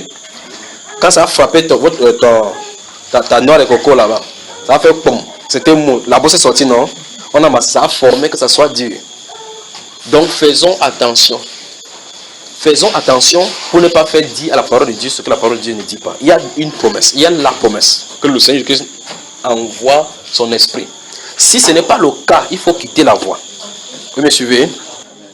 Donc le Seigneur Jésus dit dans Luc chapitre 10, dans le verset 1 et 2, qu'il a choisi 70 autres disciples. Il désigna 70. Remarquez très bien qu'il dit qu'il a désigné 70 autres disciples. Vous avez remarqué dans ce livre de Luc chapitre 10, n'est-ce pas? Est-ce que vous voyez? Ne les donne pas. Il dit dans ce livre de Luc chapitre 10, on dit au verset 1 qu'il désigna encore 70 autres disciples. Il a désigné. La désignation n'est pas le choix. Alors dans Romains chapitre 10 que je vous ai donné, au verset 14, le Saint-Esprit s'interrogeait maintenant parce qu'au verset 13 de ce chapitre 10 de Romains, il dit, quiconque invoque le nom du Seigneur sera sauvé. C'est ce qui est prévu dans ce livre de Joël chapitre 2, le verset 32. Donc l'apôtre Paul cite comme ça Joël chapitre 2, verset 32, n'est-ce pas? En disant que selon qu'il est écrit, quiconque invoquera son nom sera sauvé. Au verset 14, donc, il pose la question, comment donc invoqueront celui en qui ils n'ont pas cru? La question commence. La question commence. La question pour montrer comment la perversion a commencé, comment les embrouilles ont commencé. Comment vous allez invoquer quelqu'un en qui vous n'avez pas cru? C'est le talisman, ce sera les amulettes tout simplement. Il dit, et comment croiront-ils s'ils n'ont pas entendu parler? Et comment en entendant-ils parler s'il n'y a personne qui... Voilà. Et comment y aura-t-il quelqu'un qui prêche s'ils ne sont pas envoyés? Oui, effectivement, il faut que quelqu'un soit pour prêcher, pour qu'il puisse entendre cette personne-là et croire en cette personne. Donc, le vrai problème, c'est que, oui ou non, avons-nous écouté les prédications des gens qui ont été envoyés? Selon qu'il est écrit, il est beau, dans ce livre, citant maintenant le livre des prophètes Isaïe, qu'il est beau le pied de celui-là qui annonce la bonne nouvelle. Donc, la bonne nouvelle maintenant est devenue, que je suis venu te dire une bonne nouvelle ce soir. Soirée prophétique. Un pasteur ou bien un prophète écrit les listes de prophéties à la maison. Il vient, il lit des déclarations. D'autres encore plus fous que les premiers. On fait maintenant que des livres de déclarations. Le combat, vous appelez ça le combat stratégique. C'est combat, comment on appelle? Prière stratégique. Vous levez à une heure stratégique de la nuit. Vous envoyez le feu au nord. Feu sur les racines des grands-parents. Feu sur le tronc du village. Regardez le temps que vous passez. Passez le temps dans la communion. Recherchez la sainteté. Observez tout ce qui arrive. On dit ça que ça c'est le combat spirituel. Vous envoyez le feu du Saint-Esprit sur toutes les racines familiales. Vous envoyez à minuit, vous ne dormez pas. Le matin, vous baillez. Vous croyez que vous avez prié. Que c'est le combat spirituel. Il y a véritablement un combat spirituel, mais pas comme ça là. Le combat que nous avons, c'est un combat asymétrique. Nous avons dit que vous devez connaître les règles de l'ennemi. On ne peut pas prendre les armes de l'ennemi contre elle. Non, Dieu nous a donné les armes puissantes. La vérité, l'amour. Les armes puissantes contre l'adversité. Vous suivez? Que non. C'est le combat maintenant. Il tue tous les hôtels familiaux de notre famille. Vous récitez comme ça, vous priez. La personne s'en fout. Quand tu achètes comme ça là, à 5 000, vous êtes comme ça 10, ça lui fait 5 ans, vous êtes 100, ça lui fait 5 000 fois 100, ça fait combien, frère? On nous a appris à l'école, papa nous a envoyé à la tête, quand on a juste seulement 2 zéros, ça fait? Comme pas seulement 100 là, on prend les zéros là, on a juste 5 000, ça fait Si vous avez 1000, ça fait 1 million. voilà. C'est pour ça qu'ils peuvent prospérer. D'autres ont maintenant vu maintenant que, ok, il faut qu'on fasse chaque bon, comme les gars, s'ils sont trop durs, on va le faire. Écoutez très bien, la parole si, que vous voyez là, on peut prendre ça, faire n'importe quoi. D'autres ont fait des petits flyers. D'autres disent que c'est Sotosio. D'autres disent que c'est Rhapsody. D'autres appellent pour eux. C'est le même technique partout. L'Église catholique est restée constante dans ses péchés. Vous venez chaque jour, ils vendent pour eux à 50. Et c'est pour le culte du dimanche. Vous entrez à l'intérieur, vous prenez pour vous. Les pentecôtistes ont demandé que 50, quoi, c'est ça. 1500. Achète pour ton voisin, parce que ça va te bénir. Ça va bénir ton voisin. Il dit les catholiques, ils ont changé depuis 5 ans. Quand la fête de Rameau arrive, ils cueillent ça là, on met ça devant, c'est 5 ans. Ils ne prennent pas beaucoup. Mais c'est eux qui sont plus riches. Si vous avez un frère qui est passé par l'école biblique, dites-lui de quitter. Si vous avez quelqu'un qui est pasteur, qui est passé par l'école biblique, qui est à l'intérieur de l'école biblique, dites-lui que quitte. Même s'il ne comprend pas plus tard, il va te remercier que tu l'as sauvé de la folie. Non, Dieu m'a dit qu'il faut que je sorte. Non, va à l'école biblique, c'est là-bas on va t'apprendre Dieu. On t'apprendre Dieu. Il réside à l'école biblique. Dans les stratégies pour avoir de l'argent, on sort des livres par mois, on sort des brochures. On ne donne pas gratuitement. Non, non, non. Pourquoi non? C'est pour soutenir le ministère. Est-ce qu'on a imprimé ça ainsi? On a fait comme ça. D'autres c'est le CD. On fait un CD qui est à 700 mégas. On met un enseignement d'1 heure dedans. Partie 1, on fait tout pour que ça soit 7 parties. Séminaire en 7 parties du 22 au 27. Ne ratez pas en venant avec quelqu'un. Entrée libre et gratuit. Libre et gratuit. Mais quand on commence, on vend les CD. Achetez même pour vos frères qui sont en France, ça va les bénir. Les stratégies pour avoir de l'argent. Mais Dieu est au courant de cela. Vous pouvez tromper les gens en disant, on va faire alléluia, gloire à Dieu sur ça. Gloire à Dieu. Cherchez les versets bibliques pour dire que celui qui sème sans régimber va moissonner avec l'âme. Dites n'importe quoi qu'il est en train de dire. C'est la sorcellerie financière. C'est la sorcellerie financière. Non, les chrétiens sont trop durs. Il faut maintenant, alors maintenant, les gens ont concocté les moyens pour commencer à spoiler les gens. Soutirer de l'argent aux gens. Que Rhapsody, c'est la méditation du mois. Il dit, vous voyez effectivement que les gens, quand on se fait comme les. Après, on va se mettre à prêcher contre les catholiques. Que les catholiques ont les tonnes, vous appelez les livres de prière par année. Où on ouvre comme ça, on sait que tel dimanche dominical, c'est telle chose qu'on va lire. Eux, ils ont la même chose. Il dit que le livre de lecture, après on vous trompe un peu, que lecture de la Bible en 1 an. On ouvre ça beaucoup, tu vois vraiment que c'est la Bible. Mais ce qui se passe derrière, l'intention qui se cache derrière, c'est votre argent. Parce que la Bible en 1 an, tu n'as pas besoin que quelqu'un te programme que tu lises ta Bible en 1 an. C'est déjà ici, Genèse, Apocalypse. Si tu aimes le Seigneur, tu vas lire. Parce que quand tu aimes le Seigneur, quand tu lis le matin, tu ne lis pas un livre pour dire que c'est le moment pour me brosser. Vous lisez un livre, on ne vous a pas appris ça à l'école, que le matin, on se dit bonjour à papa et à maman. On a appris ça, non? Que les bonnes manières, quand c'est le matin, on se brosse, pas vrai? Quand tu as acquis ça, désormais, c'est devenu automatique. Donc, si vous avez eu un contact avec Dieu, vous lisez la Bible. Vous n'avez pas besoin de lecture. Quand on dit que non, Proverbe chapitre 12, puis tu lis Jean chapitre 1. Tu lis comme ça, après tu fais la prière. La prière, je confesse qu'aujourd'hui c'est mon jour. Et ce jour-là, rien ne réussit. Vous ne confessez pas, le lendemain, vous achetez l'autre. Tourne-toi avec quelqu'un, dit qu'il vous faut la délivrance.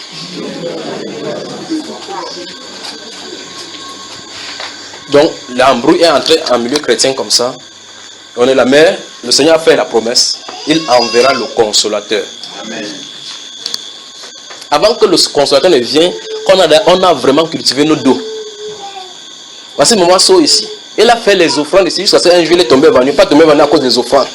Tombé venu parce qu'elle a ouvert un jour, c'est hébreu. Je crois que c'est hébreu, c'est combien là? Il a vu là, on a dit que les sacrifices du Seigneur qui étaient suffisants. Elle est tombée venu dans la chambre seule. Que donc, mais 20 000 francs. Elle venait se réaliser. Oh, c'est la parole. Elle allait quelque part, on a dit que non, sacrifice, il faut donner le sacrifice. Sacrifice, donner le sacrifice. Elle est tombée évanouie seule dans la chambre. Tu étais quoi? Hein? C'était pas donné. Tu étais Payé. Voilà, c'est bien pour rectifier, donc payer. Dis-nous, donc tu payais quoi? Tu payais quel sacrifice, maman, sur toi aussi? En ce temps, tu étais en licence déjà? Non. Tu n'étais pas encore en licence. Et là, maintenant, tu as dit qu'il m'en va en licence pour apprendre ce qu'il y a là-dedans. C'est là où on se retrouve. Tu payes, donc, elle payait pour le sacrifice. C'était le sacrifice de quoi déjà? Des péchés. Vous entendez ça? Tu payais pour le sacrifice de tes péchés. Parce que c'est un grand prix. Il y a même des hommes, il y a d'autres qui pêchent, ils font seulement le livre qui est derrière. D'autres qui partent chercher les problèmes sur leur propre vie ne comprennent pas. Non seulement leur propre vie, mais leur vie de leurs enfants et de leurs femmes. Un décès, vous allez voir un décès pasteur va faire bam, il meurt. Ses enfants commencent à souffrir. Ils disent non, c'est l'enfant d'un serviteur de Dieu, c'est vous qui donnez cela. Comme, vous savez pas ce que son papa a fait. Quelle malédiction il a mis sur sa génération suivante. De quelqu'un de porter ce que le Seigneur a payé comme prix de sacrifice à la croix, pour dire que c'est gratuitement qu'on a sauvé. Un être même vient ici, où vous exigez de payer pour le péché. Et il prend cet argent pour aller manger, lui, sa femme, ses enfants. C'est une malédiction terrible. Elle a lu ça dans Hébreu. Il dit par une seule offrande, il l'a amené à la personne, tous ceux qui sont sanctifiés. Elle a fermé la Bible, tombée par un pas. Jusqu'à ce que c'est juste encore dans la Bible, non, laisse. Tes 20 000, ne t'inquiète pas, 20 000, tu pries. Ah, que Dieu nous vienne en aide. Il y en a plein comme ça. D'autres, tu parles même, il entend, il n'écoute même pas. Donc c'est quoi? S'il donne même, est-ce qu'il y a un problème? C'est pas lui, je m'en fous de ce qu'il va faire avec. Je fais l'œuvre de Dieu, mais le problème c'est qu'il ne sait pas qu'il participe aux œuvres infructueuses des ténèbres. Il ne savent pas qu'il donne ce que le Seigneur lui a donné comme bénédiction. Il favorise à ce qu'on maltraite le nom du Seigneur Jésus, ne sachant pas qu'il participe. Il dit que non, je ne veux pas savoir ce qu'il fait avec. Vous avez intérêt à savoir ce qu'ils font avec, et même d'où ils sortent.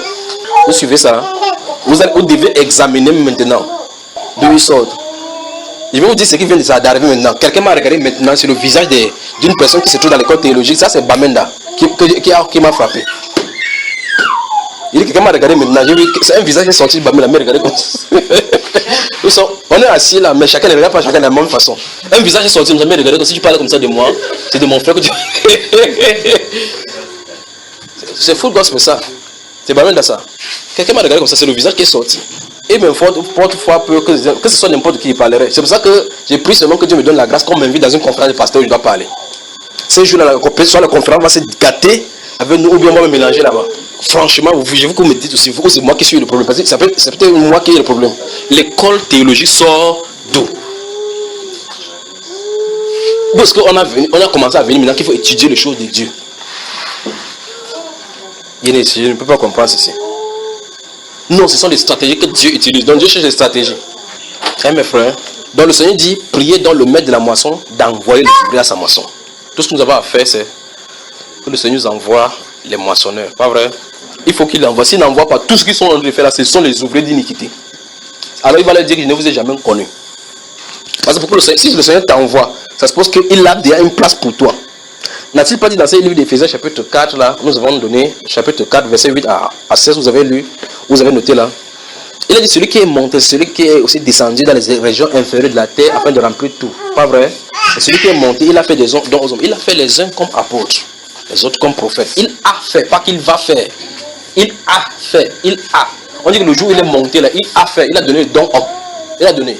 Chaque époque de l'église les manifeste seulement. Chaque époque de l'église, chaque dispensation de l'église les manifeste.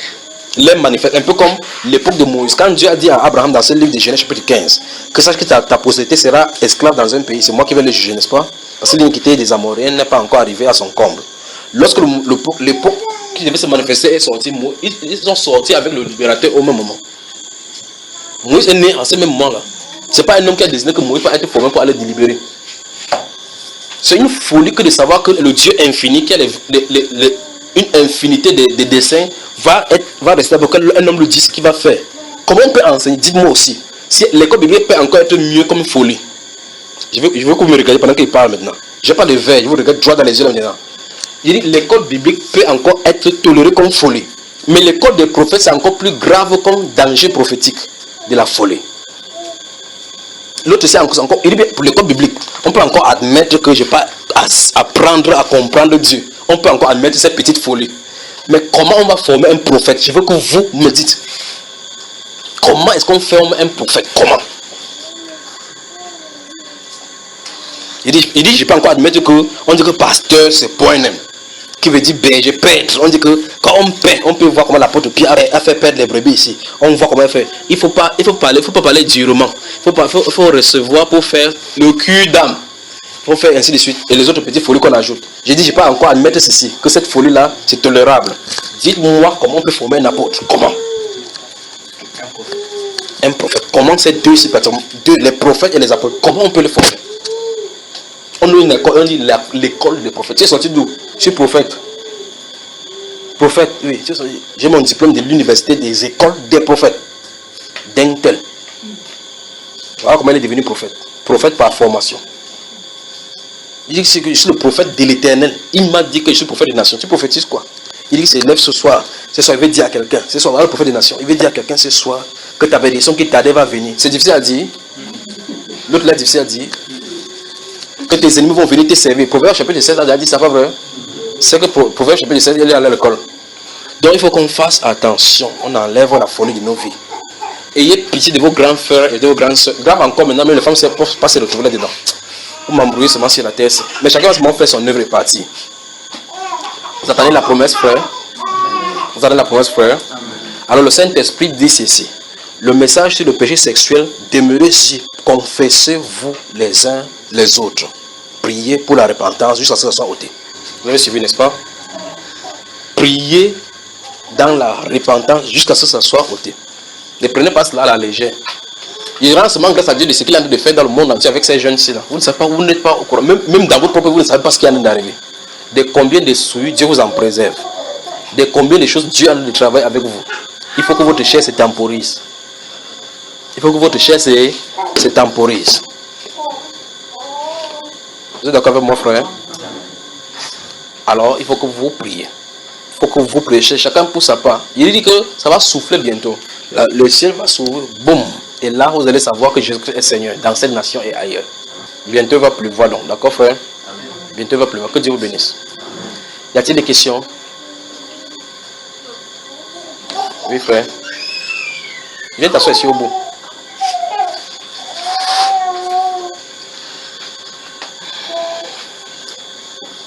Pose ta question dans la haute voix. Si je ne pose pas, il va te poser la question. Vous savez, le frère, si, quand il s'assoit comme ça, il regarde comme ça, il dit, comment le frère s'il fait pour prêcher comme ça sans la Bible? Voilà, tu vois, tous ces pensées. Donc, tout ce qu'on bavarde là, ça part là-bas. Quand vous asseyez comme ça, chacun a sa propre pensée. Vous prêchez comme ça, quelqu'un reste comme ça là. Il y a un frère qui se tient là-bas derrière, il regrette son argent, il se souvient de l'enveloppe qu'il avait donné, il regarde l'argent de l'enveloppe. Vous savez, les problèmes qu'il a maintenant, qu'il a de faire face maintenant, revient sur face, il dit que c'est seulement l'enveloppe qu'il a des temps là-bas qui se souvient qui m'avait fait faire ces choses-ci. Par exemple, l'autre a dépensé, tout son argent qu'il a dépensé sur les livres. Donc chacun s'est pensé là-bas. L'autre maintenant regarde, oui frère. C'est vraiment cette question-là qui m'a souvent dérangé. Je n'ai pas suivi. Il dit que c'est souvent cette question-là. La manière comme tu es éloquent avec les versets bibliques. Oui. Bon, ça qui dit que mais comment est-ce que tu fais? Quel est mon secret? Quel est ton secret? Il t'amène à la chambre noire. Le secret, c'est toujours dans les chambres noires. Vous savez, il y a des chambres noires, on dit que quand vous entrez à la maison, n'entrez pas dans cette chambre-ci. Là, c'est le secret. Tu veux savoir quoi aujourd'hui? Dis à l'assemblée ce que tu veux savoir. Comment tu fais pour garder le temps de versets bibliques dans la tête comme ça? Merci. Bon, frère Olivier, quand tu sortais pour évangéliser, tu gardais quoi dans ta tête? En fait, moi, quand je sortais souvent, ça sortait d'une manière spontanée. Ok, tout à l'heure tu avais dit que tu te poses la question, maintenant comme tu as suivi comment ça sortait, la spontanéité qui sortait là, qu'est-ce qui sortait pour aller dire aux gens? Tu disais quoi aux gens alors? Des versets bibliques. Des versets bibliques sortaient. C'était juste des versets bibliques comme ça. Tu dis donne ta vie à Jésus, quel verset biblique, frère? Non. Hein? On t'avait embrouillé. On vous envoyait aller recruter pour que les gens viennent à la maison de Dieu. Quand les gens venaient maintenant, ils payaient les dîmes, on t'écartait. On t'avait donné combien, frère, pour toute cette œuvre-là? Je n'avais pas de salaire. Tu n'as pas de salaire. Okay. Qui peut répondre à la question de ce frère? Il dit que, quand on prêche comme ça, chacun a sa part de pensée là. Il s'assoit derrière comme ça là. Vous savez, quand il donne un verset, il chante de citer le verset, pendant qu'il marche comme ça, ça passe même pas pour comprendre ce que le verset dit. Il veut guetter vraiment si vraiment il a cité ce qui est écrit là-bas. Quand il voit que c'est ça qui est écrit, il voit quand il ouvre la tête pour me regarder comme ça, il guette d'abord le pied depuis le bas pour dire mais qu'est-ce qui est dans cet homme-ci là? Regardez au-delà du voile, au-delà du corps. Et regardez au-delà du corps tout simplement. Qui peut répondre? Frère, alors comment toi tu faisais quand tu sortais pour aller évangéliser chez les témoins de Jéhovah? D'abord là-bas, il y avait le questionnaire à préparer. Voilà, c'est toi qui oriente le débat. Tu lui avais réveillé, vous dites que pourquoi Dieu permet ce temps de souffrance? Prends, par exemple, ouvre la page 4. Tu sais que quand il pose une autre question, on t'a montré, c'est-à-dire que si on pose une question, tu dis oui, on va revenir sur ça plus tard. Revenons ici. On les a formatés, ils disent témoins de Jéhovah. Quand ils viennent à la maison, ils parlent avec moi. Après, quand ils sont fatigués, parce qu'ils sont dans cette mission, je le contre. Ils disent mais, alors, permettez-moi de vous poser une question. Tu étais d'abord témoin de Jéhovah. Parce que tous les secrets, on connaît. Vous savez, quand vous posez des questions qui sont hors du cadre, on leur a dit que quand il faut dire oui, mais sans contrarier l'interlocuteur, dit oui, on peut prendre cela. Il peut prendre, s'il vous plaît, est-ce qu'il peut prendre cette question, permettez qu'on revienne la prochaine fois là-dessus. C'est ça, n'est-ce pas, frère Arnaud? On revient sur ça la prochaine fois. Comme ça, il regarde là-bas. En bas de réveillez-vous. Il y a des questionnaires là-bas, petit A, petit B. Selon le paragraphe 1, que voulait dire Jésus pour souffrir pour lui? La réponse se trouve dans le paragraphe 1. Vous faites quoi là? Pendant qu'il fait ça comme ça, c'est la même chose qu'on a fait dans tout le monde entier avec ce même réveil. Vous voyez vraiment que les catholiques vraiment nous ont gâtés, pas vrai? C'est eux comme ça, là, la grande Babylone. Donc ils vont vraiment dire que nous ne sommes pas catholiques, témoins de Jéhovah, c'est une circonscription de l'église catholique. Bon frère, toi qui m'as posé la question, toi tu as essayé de mémoriser aussi les versets de lui, ça ne donne pas. Hein? Ça ne donne pas. Il dit que lui là, il essaie de mémoriser, il dit que ok, je vais prendre Jean chapitre 14. Jean chapitre 14, tu te lèves ici là, tu oublies le verset que tu avais retenu sur ça. N'essayez pas de faire cela. N'essayez pas de faire cela. Je ne fais pas d'effort pour faire cela, c'est une grâce de Dieu. Tout simplement. D'accord? Le premier homme qui m'a imposé la main, le premier pasteur, quand il m'a vu imposer la main, je ne sais pas pourquoi il a fait cela. Il a mis la main sur moi comme ça, il a dit, Seigneur, merci d'avoir donné la connaissance des Écritures à cet enfant. C'est ce qu'il a sorti de sa bouche. Quand je fais, vous voyez, il a regardé, il dit, mais comment celui-ci connaît ces choses-là? Il dit qu'il a mis la main sur moi, il a imposé la main. Quand il a mis la main comme ça, là, il a dit, Seigneur, merci d'avoir donné la connaissance des Écritures à cet enfant. C'est ce qu'il a dit. Le premier homme qui m'a mis la main dessus. Il dit, merci Seigneur, parce que tu as donné la connaissance des Écritures à cet enfant. Frère, tu ouvres la Bible tout simplement.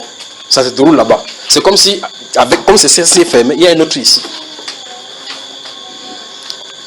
Votre acte de naissance, quand on te demande la date de naissance, tu peux réfléchir. Si tu veux réfléchir, c'est que tu as deux actes. Ou quelqu'un dit que tu es né quand il dit c'est qu'il a embrouillé pour donner entre les dates de naissance.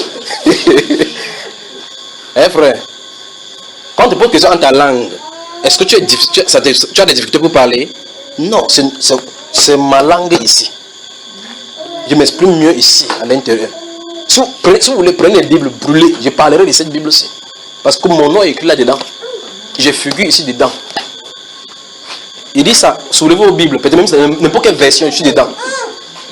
Soulevez vos Bibles, que ce soit Thomson, David, n'importe quoi. Même témoin de Jéhovah, je suis à l'intérieur de la tradition monde nouveau. Prenez n'importe quelle version de la Bible, frère, je m'y trouve.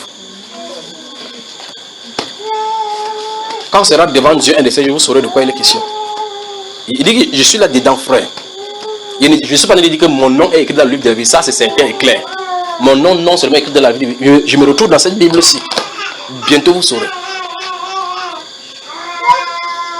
Si vous êtes à l'intérieur, vous faites partie de cette parole-ci, vous saurez de quoi il est question. Vous pensez que Jean-Baptiste était dans le désert, dans la boue là-bas, il était avec le rouleau du prophète Osaïe. Hein frère? Est-ce qu'il était avec ça? Quand Jésus était dans la salle, il marchait, il priait pour les gens là. On dit comment connaît-il les Écritures? Il avait le Torah avec lui chaque fois pour consulter comme ça. Il ouvre la bouche, ça sort ce qui est écrit à l'intérieur. C'est comme ça les gens de cette parole-ci. Mais essaye de mémoriser. C'est le mot de tête qui va t'arriver. Et ça ne servait même à rien. Il faut que les paroles sortent du cœur pour aller de cœur à cœur. D'accord, frère? Ok, donc ça veut dire que premièrement, il faut que cette parole soit à l'intérieur de toi. On parle donc maintenant de... Vous avez entendu de manger le rouleau, avaler le rouleau et autres là.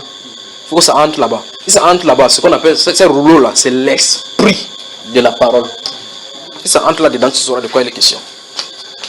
Mais si vous allez concevoir les tracts avec les 4 rois spirituels, avec la fin, maintenant on a mis point, nom, profession, numéro de téléphone, quartier de résidence. Pour dire que mets ton nom ici, là. Que tu es le numéro 4 sur la liste de ceux qui ont accepté Jésus comme leur Seigneur et Sauveur, c'est votre problème. Mais l'esprit et vie doivent sortir de là-dedans. Il n'y a pas de technique pour que tu vas aller dans le miroir. On a dit que Jean chapitre 14, verset 3. Dieu a tant aimé le monde qu'il a donné son Fils. Il a fait que quiconque croit à lui. Tu reviens encore regarder. En lui, les périsses qui font à la vie éternelle. Ne faites pas ça, frère, ça va vous faire du mal. C'est que tu vas réciter comme ça ne prendra pas vie. Mais si vous mettez la parole devant vous, vous aimez le Seigneur Jésus-Christ, il fait quitter la parole, ça met sur votre cœur. Parce que le vrai problème, c'est que tu veux retenir dans ta tête. Le récitatif biblique, ça ne sert absolument à rien. Ça endurcit. C'est ça que la majorité des pentecôtistes font. Tu commences un verset, il finit, mais ça ne peut pas vivre. Tu commences un verset, il finit. Enfin, fais ça avec Satan. Satan va te citer la Bible sans ouvrir. Il ne s'agit pas de cela. Il s'agit qu'à un moment bien déterminé, le Saint-Esprit ponctue en mettant le verset là où il faut. Vous voyez, n'est-ce pas, frère?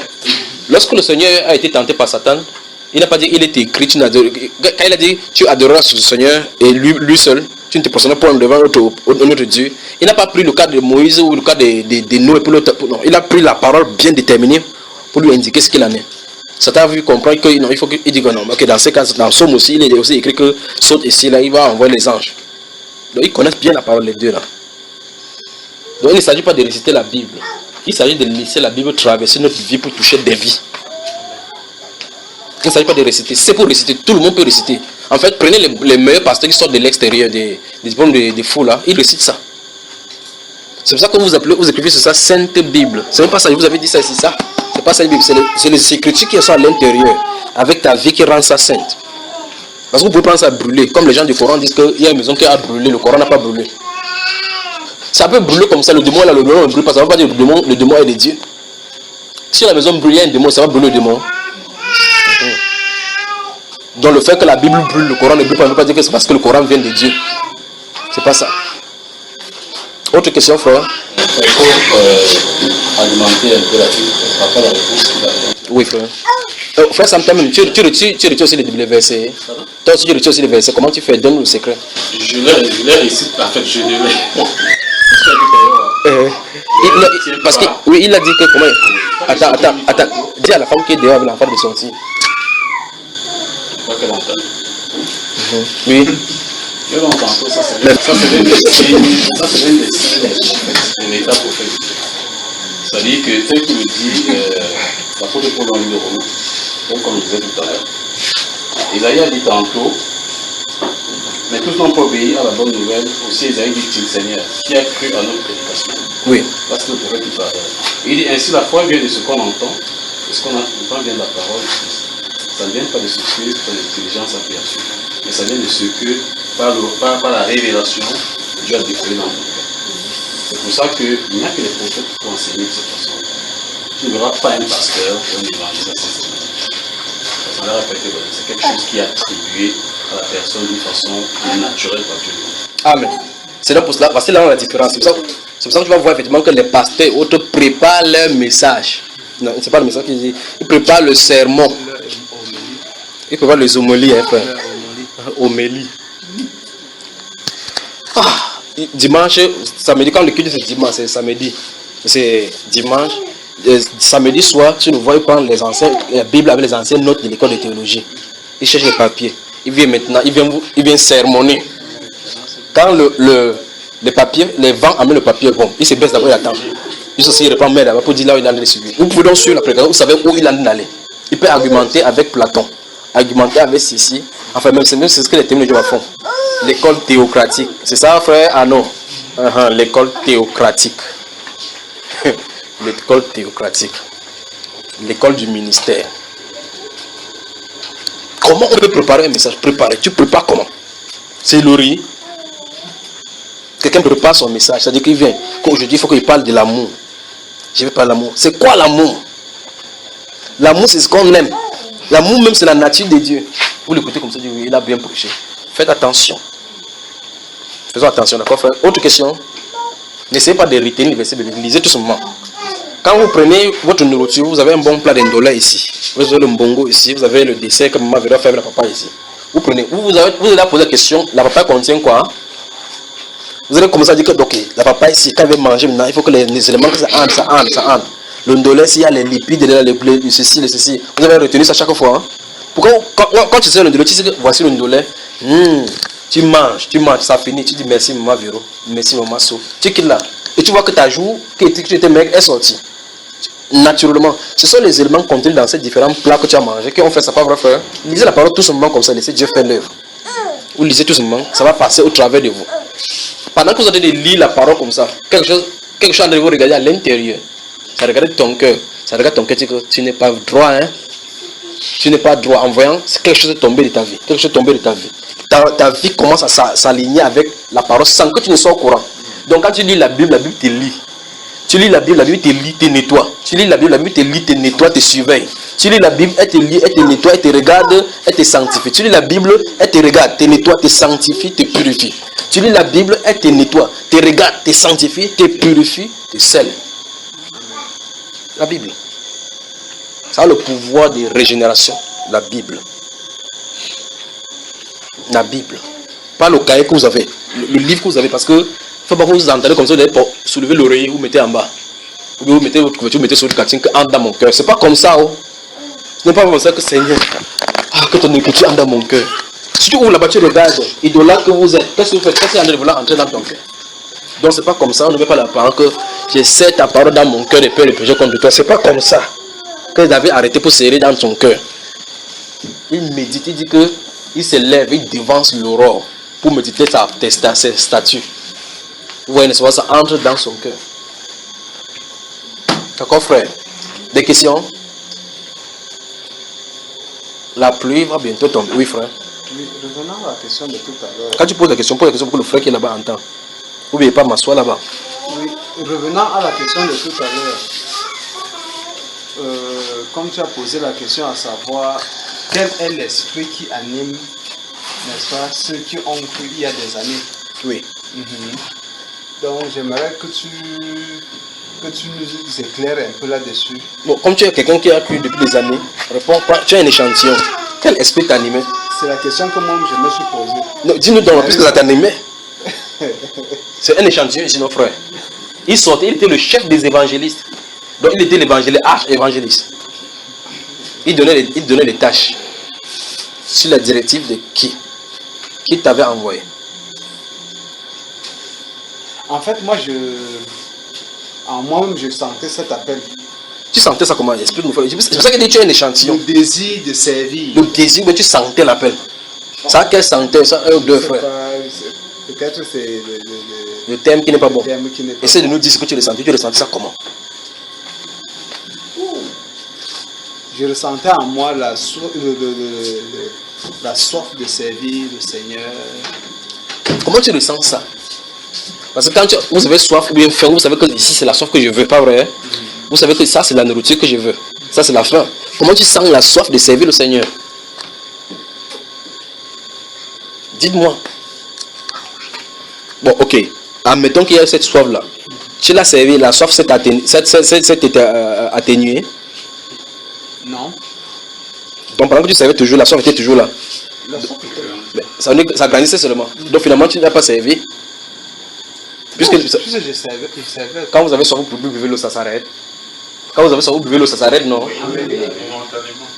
Comment, frère? Oui. Momentanément ou instantanément? Donc ça s'arrête pour un moment, n'est-ce pas? Mais lui dit que ça ne s'est pas arrêté. C'est-à-dire, là, c'est qu'il va avoir le gros vent en buvant ce moment. Bon, est-ce qu'on ressent les sensations pour servir Dieu? L'appel est sensationnel. L'appel est odorifiant. Parce qu'il a dit qu'il sentait ça. Que c'est le moment qu'il faut qu'il serve Dieu. Bon, il faut qu'on travaille sur l'appel. Comment discerner exactement ce à quoi on appelle. Rappelez-moi pourquoi on en parle un de ces jours ici, Dieu volant. D'accord? Comment tu peux savoir que j'ai été appelé à tel office? J'ai été appelé. Mais souvenez-vous de ceci. Même si vous êtes appelé avant la fondation du monde, ça ne se manifestera que dans l'incorporation. Je ne sais pas si vous m'avez saisi. Ça ne se manifestera que dans l'incorporation. Donc, si quelqu'un dit qu'il est évangéliste sans le baptême du Saint-Esprit, ça n'a pas de sens. Si quelqu'un dit qu'il est ancien sans le Saint-Esprit, ça n'a pas de sens biblique. Je ne sais pas si vous me saisissez. Parce que les rôles se trouvent dans le corps. Prenez le corps de médecin par exemple. Le corps de médecin. Tu es à l'extérieur. Tu souhaites être médecin. C'est le désir de ton cœur d'être médecin. Donc quand on fait n'importe quoi dans la naissance, quand tu étais petit, tu jouais toujours au médecin, tu portais des petites blouses blanches. Donc tu sens que tu as l'appel à être médecin. Maintenant, chez les médecins, il y a plusieurs spécialités. Dentiste, généraliste, sage homme. Il y a sage homme, pas vrai frère? Sage homme, ainsi de suite, gynécologue, ainsi de suite, dans toutes les directions. Tu es à l'extérieur, tu n'es pas encore entré. Est-ce que tu peux faire la gynécologie et tu es à l'extérieur? Tu peux dire quelqu'un que tu es gynécologue. vous voyez effectivement que c'est un suicidaire, que de se confier à un médecin qui dit qu'il a lu le livre de médecine et qui peut te consulter comme spécialiste, pas vrai?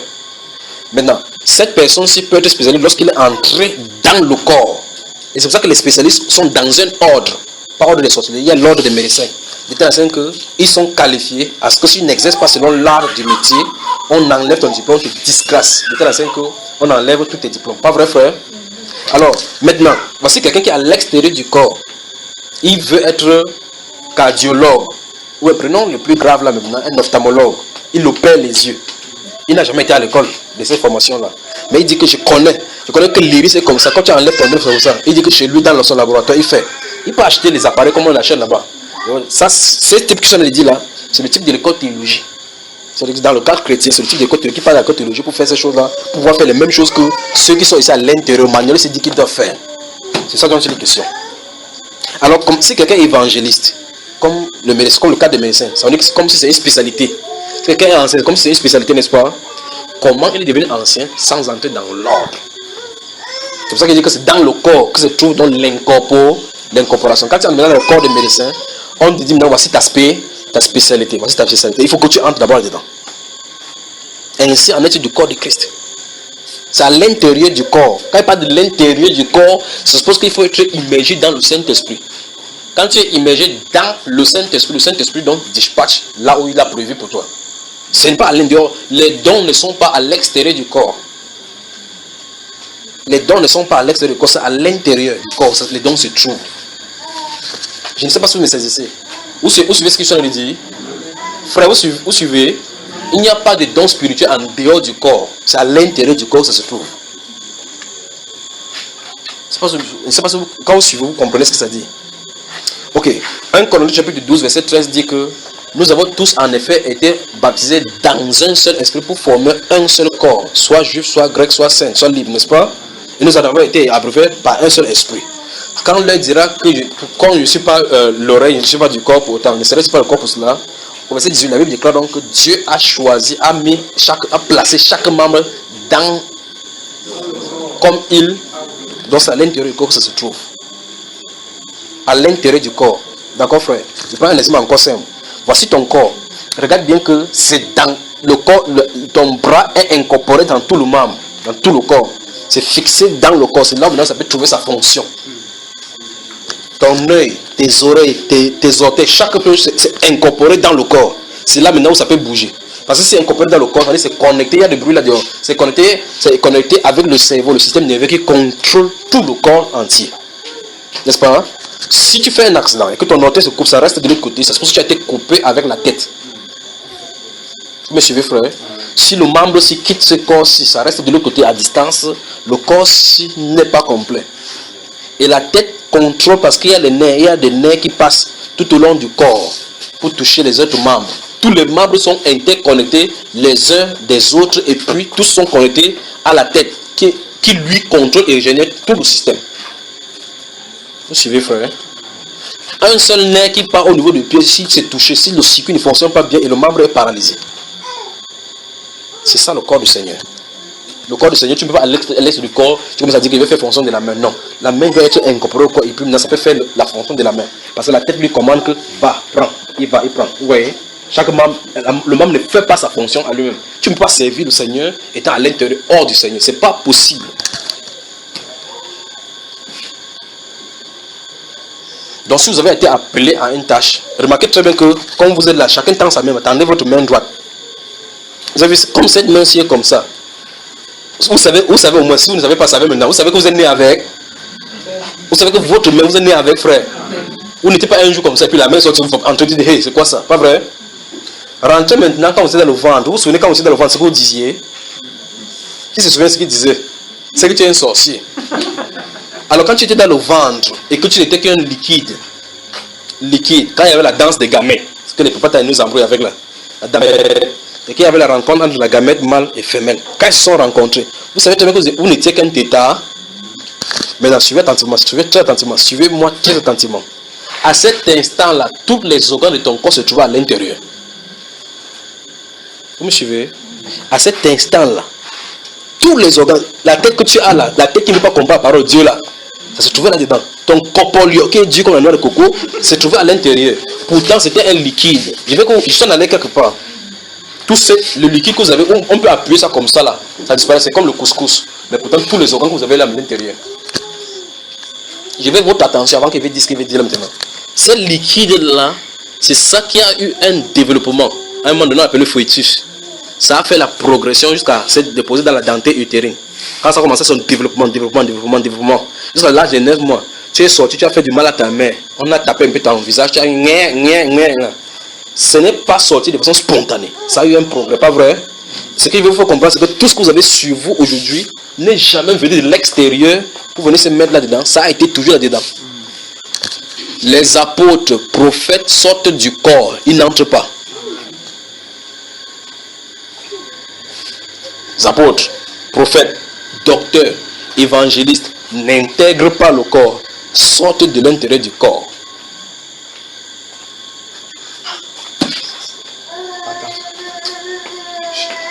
Les apôtres, les prophètes, les postes là, dans l'intérieur, vous avez remarqué, vous avez levé encore votre main. Le moment venu, ça s'est développé, ça s'est allongé. C'est sorti, c'est que vous avez là où vous appelez main là. C'est sorti de l'intérieur pour se manifester. Maintenant, ça peut commencer son rôle. Mais il y a un moment donné où ce n'était pas là. Quand ce n'était pas là, ça ne veut pas dire qu'il n'était pas là. Il est là, mais il n'est pas encore en maturité. Ok. Éphésiens chapitre 4 qui est cité aujourd'hui, il dit que quand il est monté, il a fait les dons aux hommes. Pas qu'il va faire. Il a fait. Il a désigné. Le moment venu, il sort de l'intérieur. Celui-ci, il sort d'où? Il est à l'intérieur depuis. Donc personne n'a jamais en réalité été ajouté au corps de Christ. Ainsi comme votre membre, il n'y a rien comme un membre qui vient, un de ceux juste ajouté. Ainsi en est-il du corps du Seigneur. Vous sortez seulement de l'intérieur. Vous n'êtes pas ajouté. D'accord? Donc on dit que le Seigneur ajoutait chaque jour à l'église ceux qui étaient sauvés. C'est les membres de la communauté. Mais pour le corps, il se manifeste plutôt. Le corps grandit plutôt de l'intérieur pour se manifester à l'extérieur. C'est parce que vous comprenez la différence. Alors, comment quelqu'un va devenir apôtre alors de Christ? Comment quelqu'un va devenir apôtre de Christ? Comment? Si ce n'est pas un usurpateur, comment tu vas devenir prophète? Comment? Donc, ça veut dire que ta place est prédestinée. Avant la fondation du monde, tu avais été désigné pour ce poste-là. Le monde venu, il te manifeste. Suivez l'apôtre Paul un peu dans ce livre de Galates, chapitre 1, verset 15. Mais lorsqu'il plut à celui qui m'avait mis à part dès le sein maternel. Vous avez vu ça, frère?